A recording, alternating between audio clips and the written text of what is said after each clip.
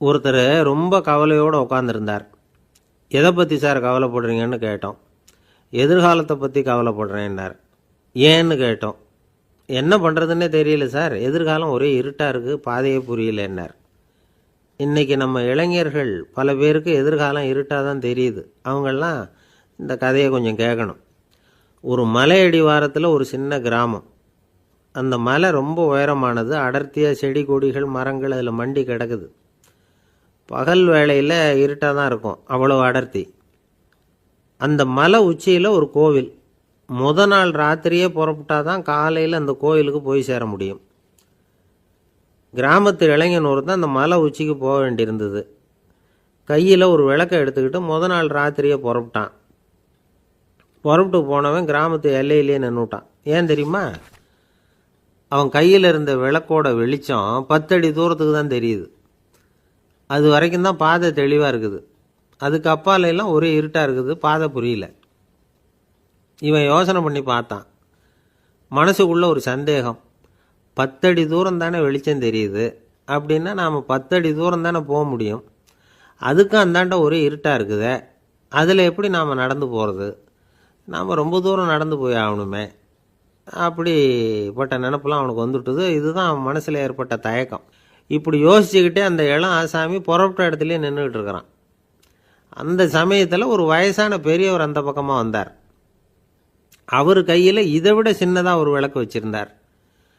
அது எப்படின்னா, அது ஒரு 5 அடி தூரத்துக்கு தான் வெளிச்சம் காட்டுது. அவ்வளவு சின்ன விளக்கு. அவரும் மலை உச்சிக்கு போகிறதுக்காக தான் வந்துக்கிட்டு இருக்கிறார். அவரை பார்த்து இவன் கேட்டான், என்ன பெரியவரே, இவ்வளவு சின்ன விளக்கை வச்சுக்கிட்டு அவ்வளவு தூரத்துக்கு எப்படி மலையேற போகிறீங்க அப்படின்னு கேட்டான். நீ ஏன் இப்படி தயங்கிட்டே நிற்கிறேன்னு கேட்டார் பெரியவர். என்கிட்ட இருக்கிற விளக்கு 10 அடி தூரத்துக்கு தான் பாதையை காட்டுதுன்னா. இப்போ பெரியவர் சொன்னார், தம்பி, உன் கையில் இருக்கிற விளக்கு கொடுக்குற வெளிச்சத்தை வச்சு நீ முதல்ல 10 அடி தூரம் முன்னாடி போ. 10வது அடியில் போய் நின்றுக்கிட்டு பாரு, மறுபடியும் ஒரு 10 அடி தூரத்துக்கு பாதை தெரியும். இப்படி உன் கையில் இருக்கிற விளக்கு தொடர்ந்து வெளிச்சம் காட்டிக்கிட்டே இருக்கும். நீ முன்னேற முன்னேற அந்த வெளிச்சமும் முன்னேறும். அதனால் எத்தனை கிலோமீட்டர் தூரம் வேணும்னாலும் நீ இந்த 10 அடி தூரம் வெளிச்சத்தை வச்சுக்கிட்டே நீ போயிடலாம், புறப்படு அப்படின்னார். இப்போ தான் அந்த பெரியவர் சொன்னது இளைஞனுக்கு பளிச்சுன்னு புரிஞ்சுதான். உடனே உற்சாகமாக புறப்பட்டான், உச்சிக்கு போய் சேர்ந்தான். இந்த கதையிலேருந்து நாம் புரிஞ்சிக்க வேண்டியது என்ன தெரியுமா? நீண்ட கால திட்டம் ஒன்று போடும் பொழுது நமக்கு முன்னாடி இருக்கிறத மறந்துட்டு மனசை போட்டு குழப்பிக்கக்கூடாது. உங்கள் கையில் என்ன இருக்கோ அதுலேயே உங்கள் எதிர்காலம் மறைஞ்சிருக்குது. கண் முன்னாடி தெரியறத வச்சு ஆரம்பிங்க, போக போக வழி தானாக புலப்படும் அப்படிங்கிறார் ஒரு பெரியவர். பெரிய பயணங்களையெல்லாம் இப்படி தான் நடத்த வேண்டியிருக்கும். ஒவ்வொரு அடியாக எடுத்து வச்சா ஓடி போய் சேர்ந்து விடலாம். மலைச்சி போய் நின்றுட்டா நின்றுக்கிட்டே இருக்க வேண்டியது தான். நம்ம ஆள்லாம் ரொம்ப மோசமான இருக்கிறாங்க. ஒருத்தன் அப்படி தான் நீண்ட தூர பிரயாணம் ஒன்று புறப்பட்டான். ரயில் போய்கிட்டே இருந்தது. கொஞ்சம் தூரம் போச்சு, பாதி வழியில் கையில் வச்சுருந்த டிக்கெட்டை காற்றுல விட்டுட்டான். ஐயோ, என் டிக்கெட்டு போயிட்டுதே அப்படின்னு கத்த ஆரம்பிச்சிட்டான். பக்கத்தில் இருந்த பெரியவர் அவனை பார்த்து பரிதாபப்பட்டு, கவலைப்படாத தம்பி, போனால் போகுது, வேறு டிக்கெட் வாங்கிக்கலாம் அப்படின்னு ஆறுதல் சொன்னார். அதுக்கு அவன் சொல்கிறான், சார், நான் அதுக்காக அழலை, அந்த டிக்கெட்டு கிடைச்சா தானே நான் எந்த ஊருக்கு போகணுங்கிறது எனக்கு தெரியும் அப்படிங்கிறான். ஒரு ஊரில் ஒரு ஞானி இருக்கிறார். ரொம்ப பெரிய ஞானி, ரொம்ப வயசாகிட்டுது. கடைசி காலத்தில் அவர்கிட்ட சில பேர் வந்தாங்க. உங்கள் குரு யார் அப்படின்னு கேட்டாங்க. அவர் நிமிர்ந்து பார்த்தார். எனக்கு ஆயிரக்கணக்கான குருமார்கள் உண்டு, அவங்க பேரெல்லாம் சொல்லணும்னா இந்த காலம் பத்தாது, ஆனால் முக்கியமான ஒரு 3 பேரை பற்றி மட்டும் உங்களுக்கு சொல்கிறேன் அப்படின்னாராம். அப்புறம் சொன்னார், அந்த 3 பேரில் ஒருத்தன் ஒரு திருடன். ஒரு சமயம் ஒரு பாலைவனம் வழியாக நான் போய்கிட்டு இருந்தேன். அப்போது வழி தவறி போய் ஒரு கிராமத்துக்கு போயிட்டேன். அது இருட்டு நேரம், நடுராத்திரி, ஊரே உறங்கி போச்சு. அந்த நேரத்தில் ஒரு ஆள் மட்டும் ஒரு வீட்டு சுவத்தில் ஏதோ பண்ணி உள்ளே நுழையிறதுக்கு முயற்சி பண்ணிகிட்ருக்கிறான். அவங்கிட்ட போய் நான் இன்றைக்கி இங்கே எங்கே தங்க முடியும் அப்படின்னு கேட்டேன். அதுக்கு அவன், இந்த ராத்திரி வேளையில் அது ரொம்ப சிரமம், ஒரு திருடனோட உங்களால் தங்க முடியும்னா நீங்கள் என்னோட தங்கலாம் அப்படின்னா. நான் அவங்க கூட 1 மாதம் தங்கியிருந்தேன். ஒவ்வொரு நாள் ராத்திரியும் இப்போ நான் என்னுடைய வேலைக்கு போகிறேன், நீங்கள் ஓய்வு எடுத்துக்கோங்க அப்படின்னு சொல்லிவிட்டு போவான். அவன் திரும்பி வந்த உடனே உனக்கு ஏதாவது கிடச்சிதான்னு நான் கேட்பேன். அதுக்கு அவன், இன்றைக்கி ராத்திரி ஒன்றும் இல்லை, நாளைக்கு மறுபடியும் முயற்சி பண்ணுவேன் அப்படின்பா. எப்பவும் அவன் நம்பிக்கை இழந்ததே கிடையாது. எப்பவும் சந்தோஷமாகவே இருப்பான். நானும் ரொம்ப காலமாக தியானம் பண்ணிக்கிட்டே இருந்தேன். ஒன்றுமே நடக்கலை. ஆனால் நான் என்ன பண்ணேன் தெரியுமா?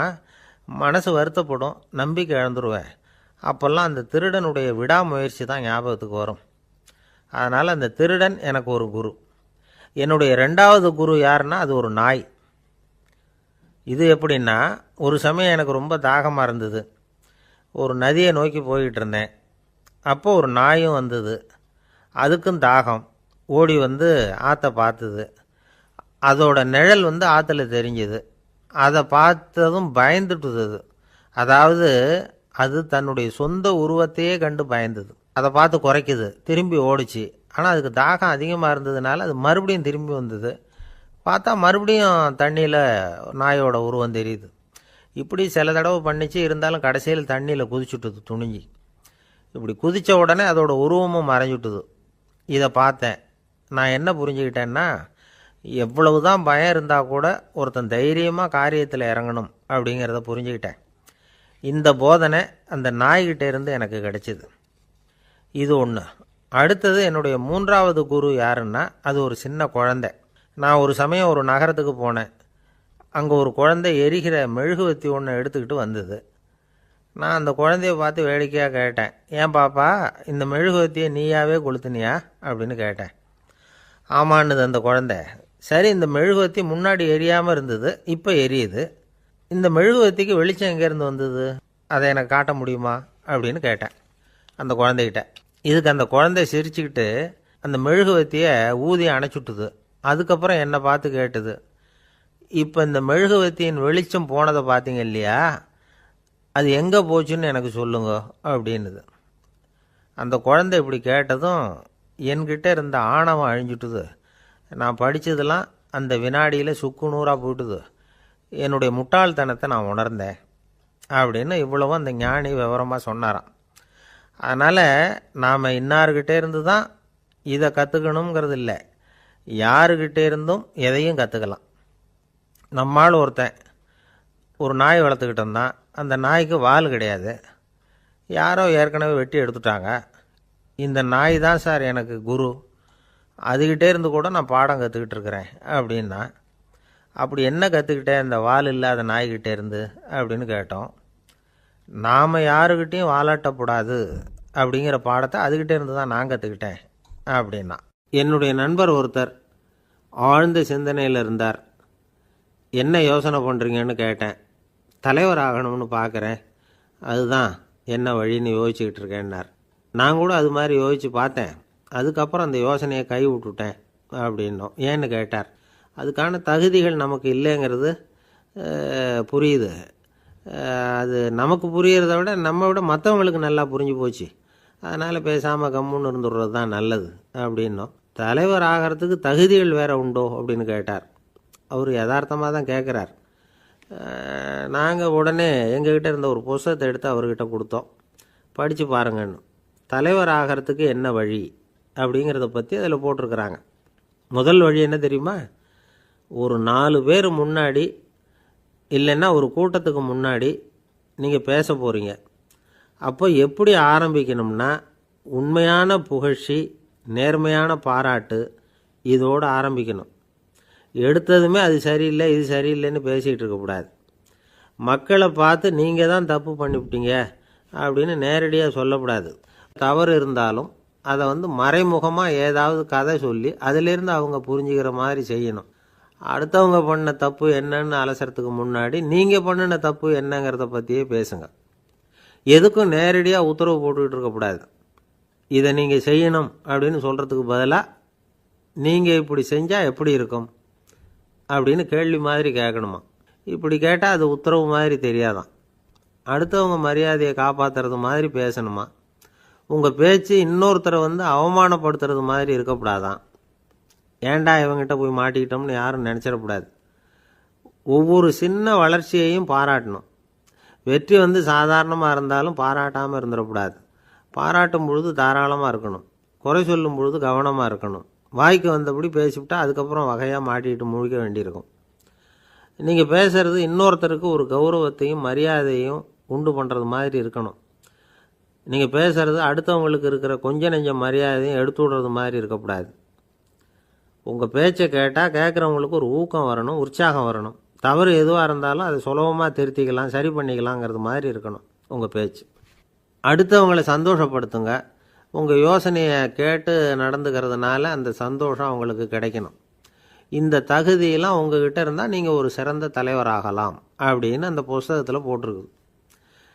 இந்த காலத்தில் தலைவர் ஆகிறதுக்கு வேறு சில தகுதிகள்லாம் கூட தேவைப்படுது. ஒரு புள்ள தன்னுடைய அப்பா கிட்ட, அப்பா உன்ன மாதிரியே நானும் அரசியலில் சேரணும், தலைவர் ஆகணும்னு ஆசைப்படுறேன், இன்னையிலேருந்து எனக்கு அரசியல் பாடம் கற்றுக் கொடு அப்படின்னு கேட்டிருக்கான். அவரும் சரின்னு சொல்லிவிட்டு ஒரு பெரிய ஏணியை எடுத்துகிட்டு வந்தாராம். ஒரு செவுத்தில் சாத்தினார். இந்த ஏணியில் ஏறி உயர போய் அங்கே பரன் மேலே இருக்கிற ஒரு புத்தகத்தை எடுத்துகிட்டு வாடான் இருக்கார் மகனை பார்த்து. அப்பா, ஏணி ரொம்ப உயரமாக இருக்குது, நீ ஜாக்கிரதையாக அதை பிடிச்சிக்கோ, நான் ஏறி போகிறேன் அப்படின்னு நான் பையன். பயப்படாத, நான் பார்த்துக்கிறேன்னார் அப்பா. பையன் ஏணியில் ஏறினா உச்சிக்கு போனதும் அப்பா கையை எடுத்துட்டார். ஏணி அப்படியே சரிஞ்சுட்டுது. பையன் பொத்துன்னு கீழே விழுந்துட்டான். இடுப்பை பிடிச்சிக்கிட்டே எழுந்திரிச்சான். என்னப்பா இது, இப்படி என்னை ஏற விட்டுட்டு கையை விட்டுட்டியே, இப்படி கை விடலாமா அப்படின்னு கத்தியிருக்கான். அப்பா நிதானமாக சொன்னாராம், அவசரப்படாதேப்பா, அரசியலில் இதுதான் முதல் பாடம், பெத்த அப்பனாக இருந்தாலும் அவனை நம்பாதே அப்படின்னு உபதேசம் பண்ண ஆரம்பித்தாரான். ஒருத்தர் இருக்கார், நல்ல உத்தியோகத்தில் தான் இருக்கிறார், ஆனால் எப்போ பார்த்தாலும் முகத்தை வெறுப்பாக வச்சுருப்பார். அப்படியே வருவார் போவார். ஏன் சார் இப்படி இருக்கிறீங்க அப்படின்னு விசாரித்தோம். ஏன்டா இந்த வேலைக்கு வந்தோம்னு இருக்குது சார் அப்படின்னார். உங்கள் வேலை உங்களுக்கு பிடிக்கலையா அப்படின்னு கேட்டோம். இல்லைன்னார். இப்படிப்பட்டவங்க வெற்றிகரமான வாழ்க்கை வாழ முடியாது. இது நிபுணர்கள் கருத்து. வேலையை நேசிக்க தெரிந்தவர்கள் வெற்றி பெறுவார்கள் அப்படிங்கிறாங்க அவங்க. எந்த துறையாக இருந்தாலும் சரி, அந்த துறையில் வெற்றிகரமாக இருக்கிறவங்கள விசாரித்து பாருங்கள். எனக்கு என்னுடைய வேலை ரொம்ப பிடிக்கும் அப்படின்னு சொல்கிறவங்களாக தான் இருப்பாங்க. அப்படி இருந்தால் தான் அது வெற்றிகரமாக இருக்க முடியுது அவங்களால. ஒருத்தனுக்கு பிடித்தமான பொழுதுபோக்கே அவனுடைய தொழிலாக இருந்துட்டுதுன்னா அவனை மாதிரி கொடுத்து வச்சவன் வேறு யாரும் இல்லை அப்படிங்கிறார் பெர்னாட் ஷா. ஒரு தடவை மன்னர் ஹுமாயூன் உயிரை தண்ணீர் முண்டு ஊற்றுகிற தொழிலாளி ஒருத்தர் காப்பாற்றினாராம் அந்த ஹுமாயூன் உயிரை. உடனே மன்னர் கேட்டிருக்கார், உனக்கு என்ன வேணும்னாலும் கேளு தரேன், உயர் பதவி வேணுமா அப்படின்னு கேட்டாராம். மன்னா, மக்களின் தாகம் தீர்க்கக்கூடிய இந்த பணியை விட உயர்ந்தது உண்டா அப்படின்னாராம் அந்த தொழிலாளி. அவரால் அவருடைய வேலையை நேசிக்க முடிஞ்சுது, அதனால் மகிழ்ச்சியாக இருக்க முடிஞ்சுது. நாமெல்லாம் அப்படி இல்லை, வேலை கிடைக்கிற வரைக்கும் கிடைச்சா போதும் அப்படின்னு இருக்கோம். கிடைச்சதுக்கப்புறம் ஏன்டா இந்த வேலைக்கு வந்தோம்னு ரொம்பவும் அழுத்துக்குவோம். சரி, நாம் இருக்கிற இடத்துல நாம் வெற்றிகரமாக இருக்க வழி உண்டா அப்படின்னா உண்டுன்னு சொல்கிறாங்க. அதாவது மன இயல் நிபுணர்கள் இருக்கிறாங்க இல்லையா, அவங்க அதுக்கு முக்கியமாக 6 வழிகள் சொல்கிறாங்க. நீங்கள் ஒரு அலுவலகத்தில் வேலை பார்க்குறவரா அப்படின்னா இதை கேளுங்க. அதாவது உங்கள் மேலதிகாரி எதிர்பார்ப்புக்கு தகுந்த மாதிரி உங்கள் வேலை இருக்குதா? அப்படி இல்லைன்னா முதல்ல உங்கள் வேலையின் தரம் உயரணும். உங்களுக்கு மேலே கீழே வேலை பார்க்குற பணியாளர்கள்கிட்ட நல்ல விதமாக பழகிறீங்களா? அந்த உறவு முறையில் ஏதாவது குறை இருந்தால் அதை கண்டுபிடிச்சி சரி பண்ணுங்க. நம்பிக்கைக்கு உரியவர் அப்படின்னு நீங்கள் பேர் எடுக்கணும். நீங்கள் எடுக்கிற முடிவு நல்ல முடிவாக தான் இருக்கும் அப்படின்னு அடுத்தவங்க சொல்லணும். உங்கள் தோற்றத்துக்கு முக்கியத்துவம் கொடுங்க. இது மனம் உடல் ரெண்டும் சம்மந்தப்பட்டது. அதனால் மனசையும் ஆரோக்கியமாக வச்சுருக்கணும், உடம்பையும் ஆரோக்கியமாக வச்சுருக்கணும். உங்களுடைய நிர்வாகம் செயல்படுற விதத்தை நல்லா புரிஞ்சு வச்சுக்கணும். உங்களுடைய நிர்வாகம் இப்போ ஒரு காரியம் செய்யுதுன்னு வச்சுங்க, ஏன் அப்படி செய்யுது, எதுக்காக அப்படி செய்யுது, அதனுடைய குறிக்கோள் என்ன, அது நீடிக்கிறதுக்கு காரணம் என்ன, இதையெல்லாம் தெரிஞ்சுக்கணும். சிரிப்புக்கு வஞ்சகம் பண்ணக்கூடாது, நல்லா சிரிக்கணும், அப்போ தான் அது திரும்ப கிடைக்கும். கடந்த கால தோல்வியை பற்றி கவலைப்படக்கூடாது. முதலாளி விருப்பம் தெரிஞ்சு நடந்துக்கிறது நல்லது தான். அதுக்காக காக்கா பிடிக்கணுங்கிற அவசியம் இல்லை. உங்களுக்கு ஒரு பொறுப்பான வேலை கிடைக்குது, உடனே சத்தம் குழப்பம் அப்படின்னு சூழ்நிலையை இறுக்கமாக ஆக்கிடக்கூடாது. எந்த சூழலையும் இயல்பாக கையாளக்கூடியவர் அப்படிங்கிறத காட்டணும்.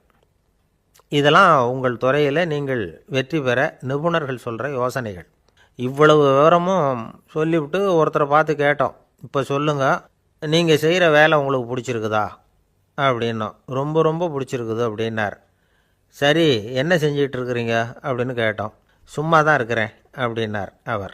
சில பேரை இப்படி சொல்கிறது உண்டு, அடுத்தவங்களை அனுசரித்து நடந்துக்க தெரியல, அவன் என்ன சார் மனுஷன் அப்படிம்பாங்க.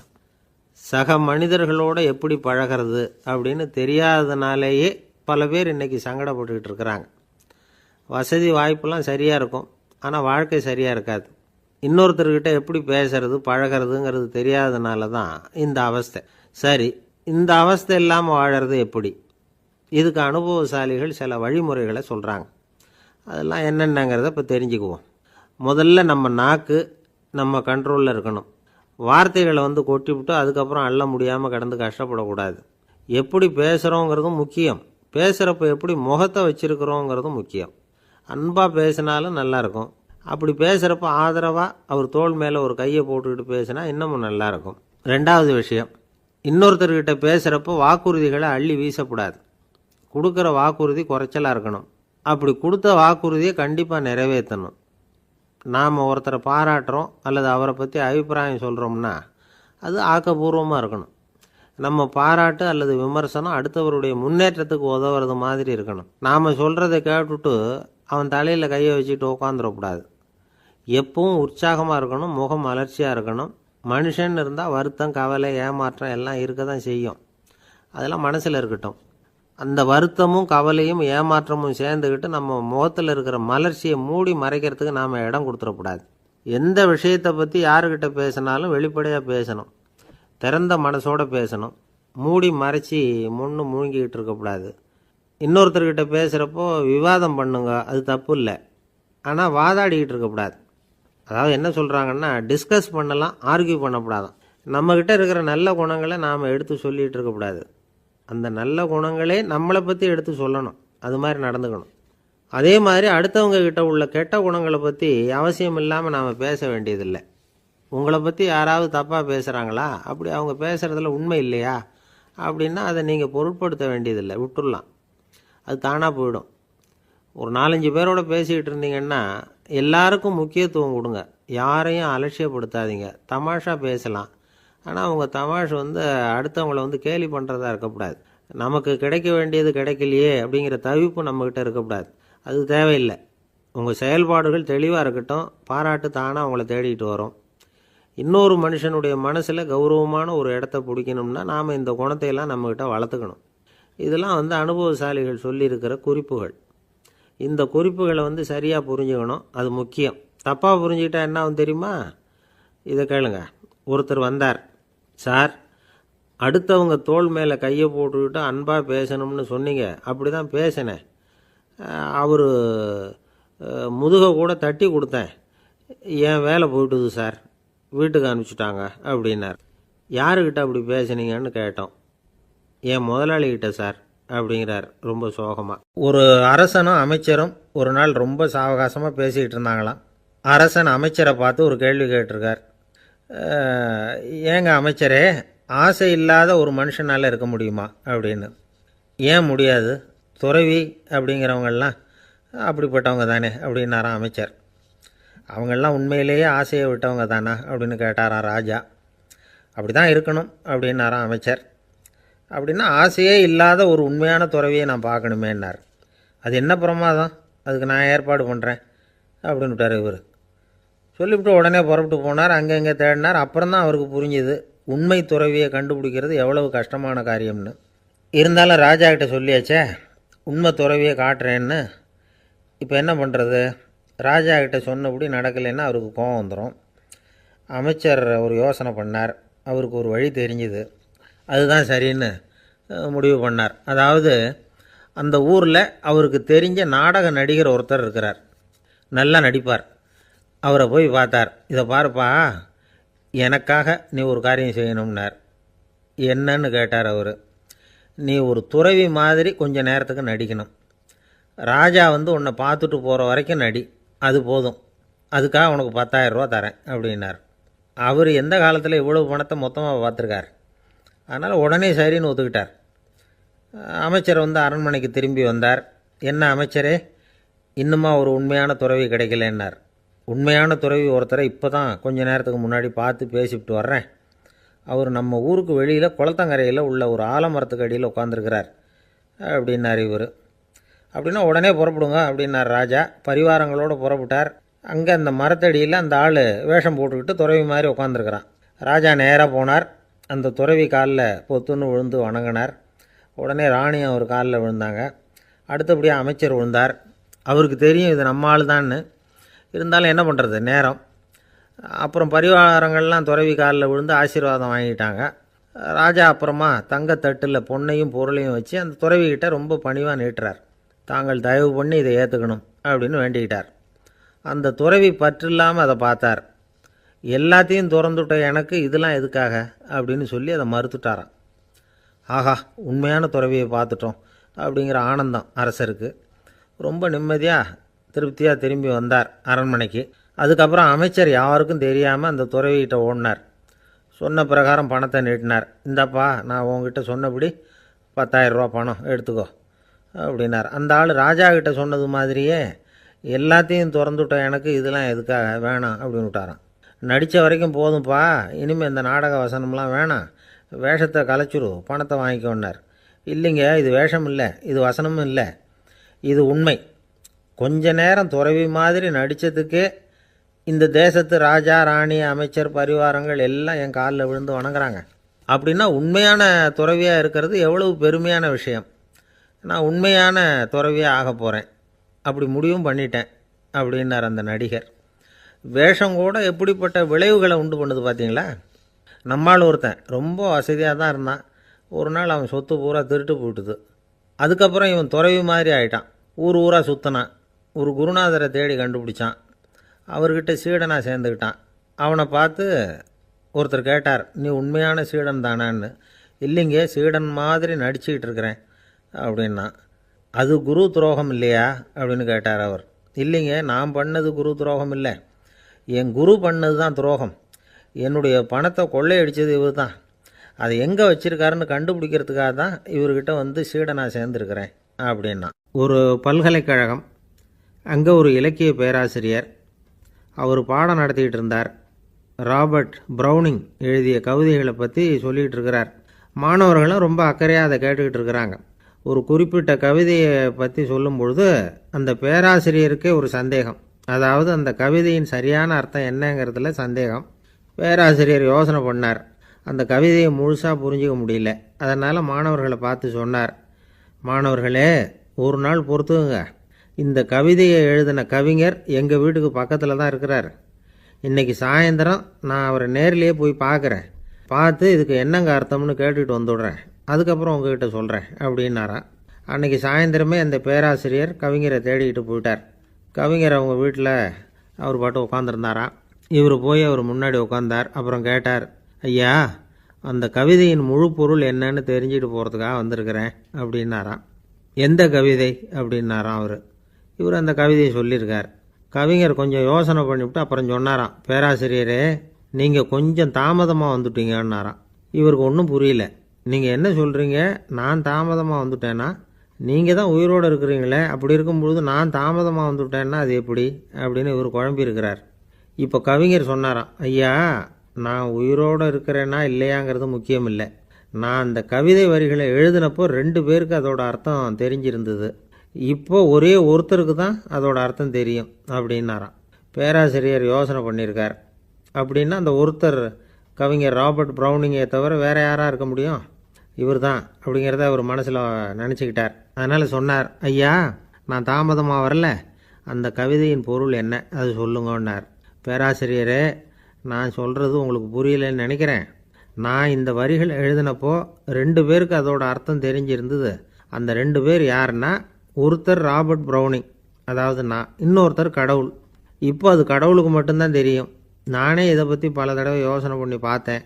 இது ரொம்ப அழகானது, ஆனாலும் ரொம்ப வழுக்கலானது. அதை பிடிச்சிட்டோம்னு நினச்சிக்கிட்டு இருக்கும் பொழுதே காற்று மாதிரி அது உங்ககிட்ட இருந்து ஓடி போயிடுது. எனக்கு ரொம்பவும் வருத்தமாக தான் இருக்குது. நிச்சயமாக நான் தான் இந்த வரிகளை எழுதியிருக்கிறேன். அதில் அர்த்தம் இருக்குங்கிறது எனக்கு தெரியும், அதை நான் உணர்றேன். ஆனால் நீங்கள் என்னை மன்னிக்கணும். எனக்கே கூட அதை என்னால் விளக்க முடியல. அப்படி இருக்கும் பொழுது உங்களுக்கு எப்படி அதை நான் விளக்க முடியும் அப்படின்னாரா அந்த கவிஞர். அனுபவிக்கப்படக்கூடிய எல்லாமே விளக்கப்படக்கூடிய ஒன்றல்ல, விளக்கப்படும் எல்லாமே அனுபவிக்கப்படக்கூடிய ஒன்றல்ல அப்படிங்கிறது ஞானிகளுடைய கருத்து. அதுக்காக தான் அந்த சம்பவம். வாழ்க்கையில் நீங்கள் தொடர்ந்து ஆய்வு செய்து கொண்டே இருக்கக்கூடிய விளக்கங்களை ஒருபோதும் அடைய முடியாத பரிமாணங்கள் இருக்கிறதுனால தான் அது அலுப்பு தட்டாமல் இருக்குது. உங்களால் நிறைய அனுபவிக்க முடியும். இருந்தாலும் நீங்கள் அனுபவித்து அறிந்த விஷயங்கள் கூட வார்த்தைகளால் விளக்கப்பட முடிவதில்லை அப்படிங்கிறது பெரியோர் சிந்தனை. இதெல்லாம் ஒரு பக்கம் இருக்கட்டும். நமக்கு தெரிஞ்ச பேராசிரியர் ஒருத்தர் 1 மணி நேரம் ரொம்ப விவரமாக வகுப்பு எடுத்தார். கடைசியாக சொன்னார், மாணவர்களே, ரொம்பவும் எளிமையாக விளக்கமாக எல்லா விவரமும் சொல்லியிருக்கிறேன். அதனால் இதில் உங்களுக்கு சந்தேகம் வர்றதுக்கு வாய்ப்பே இல்லை. இருந்தாலும் கேட்க வேண்டிய கடமை கேட்குறேன். இது வரைக்கும் நடத்தினதில் யாருக்காவது ஏதாவது சந்தேகம் உண்டா அப்படின்னு கேட்டாராம். எனக்கு ஒரே ஒரு சந்தேகம்தான் சார் அப்படின்னு எழுந்திரிச்சு நிற்கிறான் ஒருத்தன். என்னன்னு கேட்டாராம். இது வரைக்கும் நீங்கள் என்ன பாடம் சார் நடத்துனீங்க அப்படின்னானா அவன். ஒரு ஆஃபீஸில் வேலை பார்க்குற ஒருத்தர் ஏதோ தப்பு பண்ணிவிட்டார். உடனே மேலதிகாரி அவரை கூப்பிட்டு அனுப்புனார். நீ செஞ்சது தப்புன்னார் கோபமாக. இது ஒரு ரகம். சில அதிகாரிகள் இப்படி நீங்கள் செஞ்சது தப்புன்னு சொல்கிறதில்ல, நீங்கள் செஞ்சது சரி அப்படின்னு சொல்கிறதில்ல. எப்படி சொல்லுவாங்கன்னா, நீங்கள் செஞ்சது சரியில்லைன்னு நான் நினைக்கிறேன் அப்படின்னு சொல்லுவாங்களாம். அதாவது சில பேர் நீங்கள் செஞ்சது தப்புங்கிறாங்க, அதையே மாற்றி சொல்கிறாரு இவர், நீங்கள் செஞ்சது சரியில்லைன்னு நினைக்கிறேன். இது ரெண்டும் அர்த்தம் ஒன்று தான், இருந்தாலும் வார்த்தைகள் வித்தியாசம். நிர்வாக திறமை இல்லாத ஒரு அதிகாரி யூ ஆர் ராங் அப்படின்னு சொல்லுவாராம். நிர்வாக திறமை உள்ள அதிகாரியாக இருந்தால் அதையே கொஞ்சம் மாற்றி I think you are not correct அப்படிம்பாராம். இதுதான் வித்தியாசம். இருந்தாலும் வார்த்தைகளை உபயோகப்படுத்துகிற விதத்தை வச்சு தான் வேலை நல்லா நடக்கிறதும் நடக்காததும் இருக்குது. விவரம் தெரிஞ்சவங்க என்ன சொல்கிறாங்க தெரியுமா? Be a leader not a boss அப்படிங்கிறாங்க. ஒரு லீடராக இரு, பாஸாக இருக்காதே அப்படிங்கிறாங்க. சரி, அப்படின்னா லீடருக்கும் பாஸுக்கும் வித்தியாசம் உண்டா அப்படின்னு கேட்டால் இருக்குன்னு சொல்கிறாங்க. லீடருங்கிறவர் வேறு, பாஸுங்கிறவர் வேறு. ஒரு லீடர் எப்படி நடந்துக்குவார், ஒரு பாஸ் எப்படி நடந்துக்குவார், இதை முதல்ல நாம் தெரிஞ்சுக்கணும். அவங்க எப்படி நடந்துக்குவாங்க அப்படிங்கிறதுக்கு சில விவரங்கள் இருக்குது. அதை கேட்டோம்னா நாம் புரிஞ்சுக்கலாம் அதை. அதாவது பாஸுங்கிறவர் விரட்டிக்கிட்டே இருப்பார், லீடருங்கிறவர் ஊக்கப்படுத்திக்கிட்டே இருப்பார். நாளைக்கு சாயந்தரத்துக்குள்ளே அந்த வேலையை செஞ்சு முடிக்கலைன்னா தொலைச்சி விடுவோம் தொலைச்சி அப்படிம்பார் அவர்.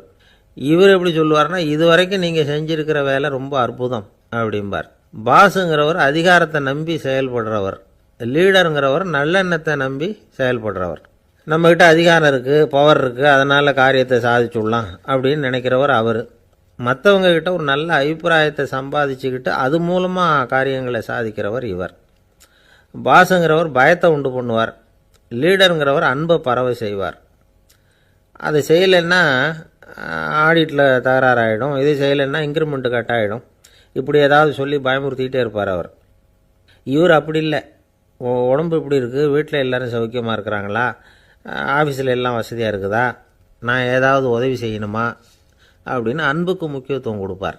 பாஸுங்கிறவர் எதுக்கெடுத்தாலும் நான் சொல்லிகிட்டு இருப்பார், லீடருங்கிறவர் நாமன்னு சொல்லிகிட்டு இருப்பார். பாஸுங்கிறவர் தப்புக்கு காரணம் யாருன்னு பார்ப்பார், லீடருங்கிறவர் தப்பு என்னன்னு பார்ப்பார். இதுதான் ரெண்டு பேருக்கு வித்தியாசம். The boss shows who is wrong, the leader shows what is wrong அப்படின்னு சொல்லுவாங்க. இந்த காரியம் எப்படி செய்யப்பட்டிருக்கு அப்படின்னு தெரிஞ்சுக்கிறவர் பாஸ். இந்த காரியத்தை எப்படி செய்யணும்னு செஞ்சு காட்டுறவர் லீடர். பாஸுங்கிறவர் பணியாளர்களை திட்டுவார், லீடர் மரியாதைக்குரியவராக நடத்துவார், அதுக்குரியவராக அவர் நடந்துக்குவார். செய்கிற வேலையை ஒரு சுமையாக நினைக்க வைக்கிறவர் பாஸ், செய்கிற வேலையை ஒரு சந்தோஷமாக ஆக்கிறவர் லீடர். ஒரு முதலாளியாக இருக்கிறவர் அல்லது ஒரு நிர்வாகியாக இருக்கிறவர் இது மாதிரியான நுணுக்கங்களையெல்லாம் தெரிஞ்சு வச்சுக்கிறது நல்லது. ஒரு பாஸ் இருக்கார், அவர் ஒரு நாள் ரொம்ப பெருமையாக தன்னோட ஆஃபீஸை பற்றி பேசிக்கிட்டு இருந்தார். எனக்கு கீழே 200 பேர் வேலை செய்கிறாங்க சார், நான் ஒரு கோடு கிழிச்சா அவங்க அதை தாண்டாத அளவுக்கு நான் நடந்துக்கிறேன் சார் அப்படின்னார் அவர். அது எப்படி முடியுது உங்களால் அப்படின்னு கேட்டோம். நான் கோடே கிழிக்கிறதில்ல சார் அப்படின்னார்.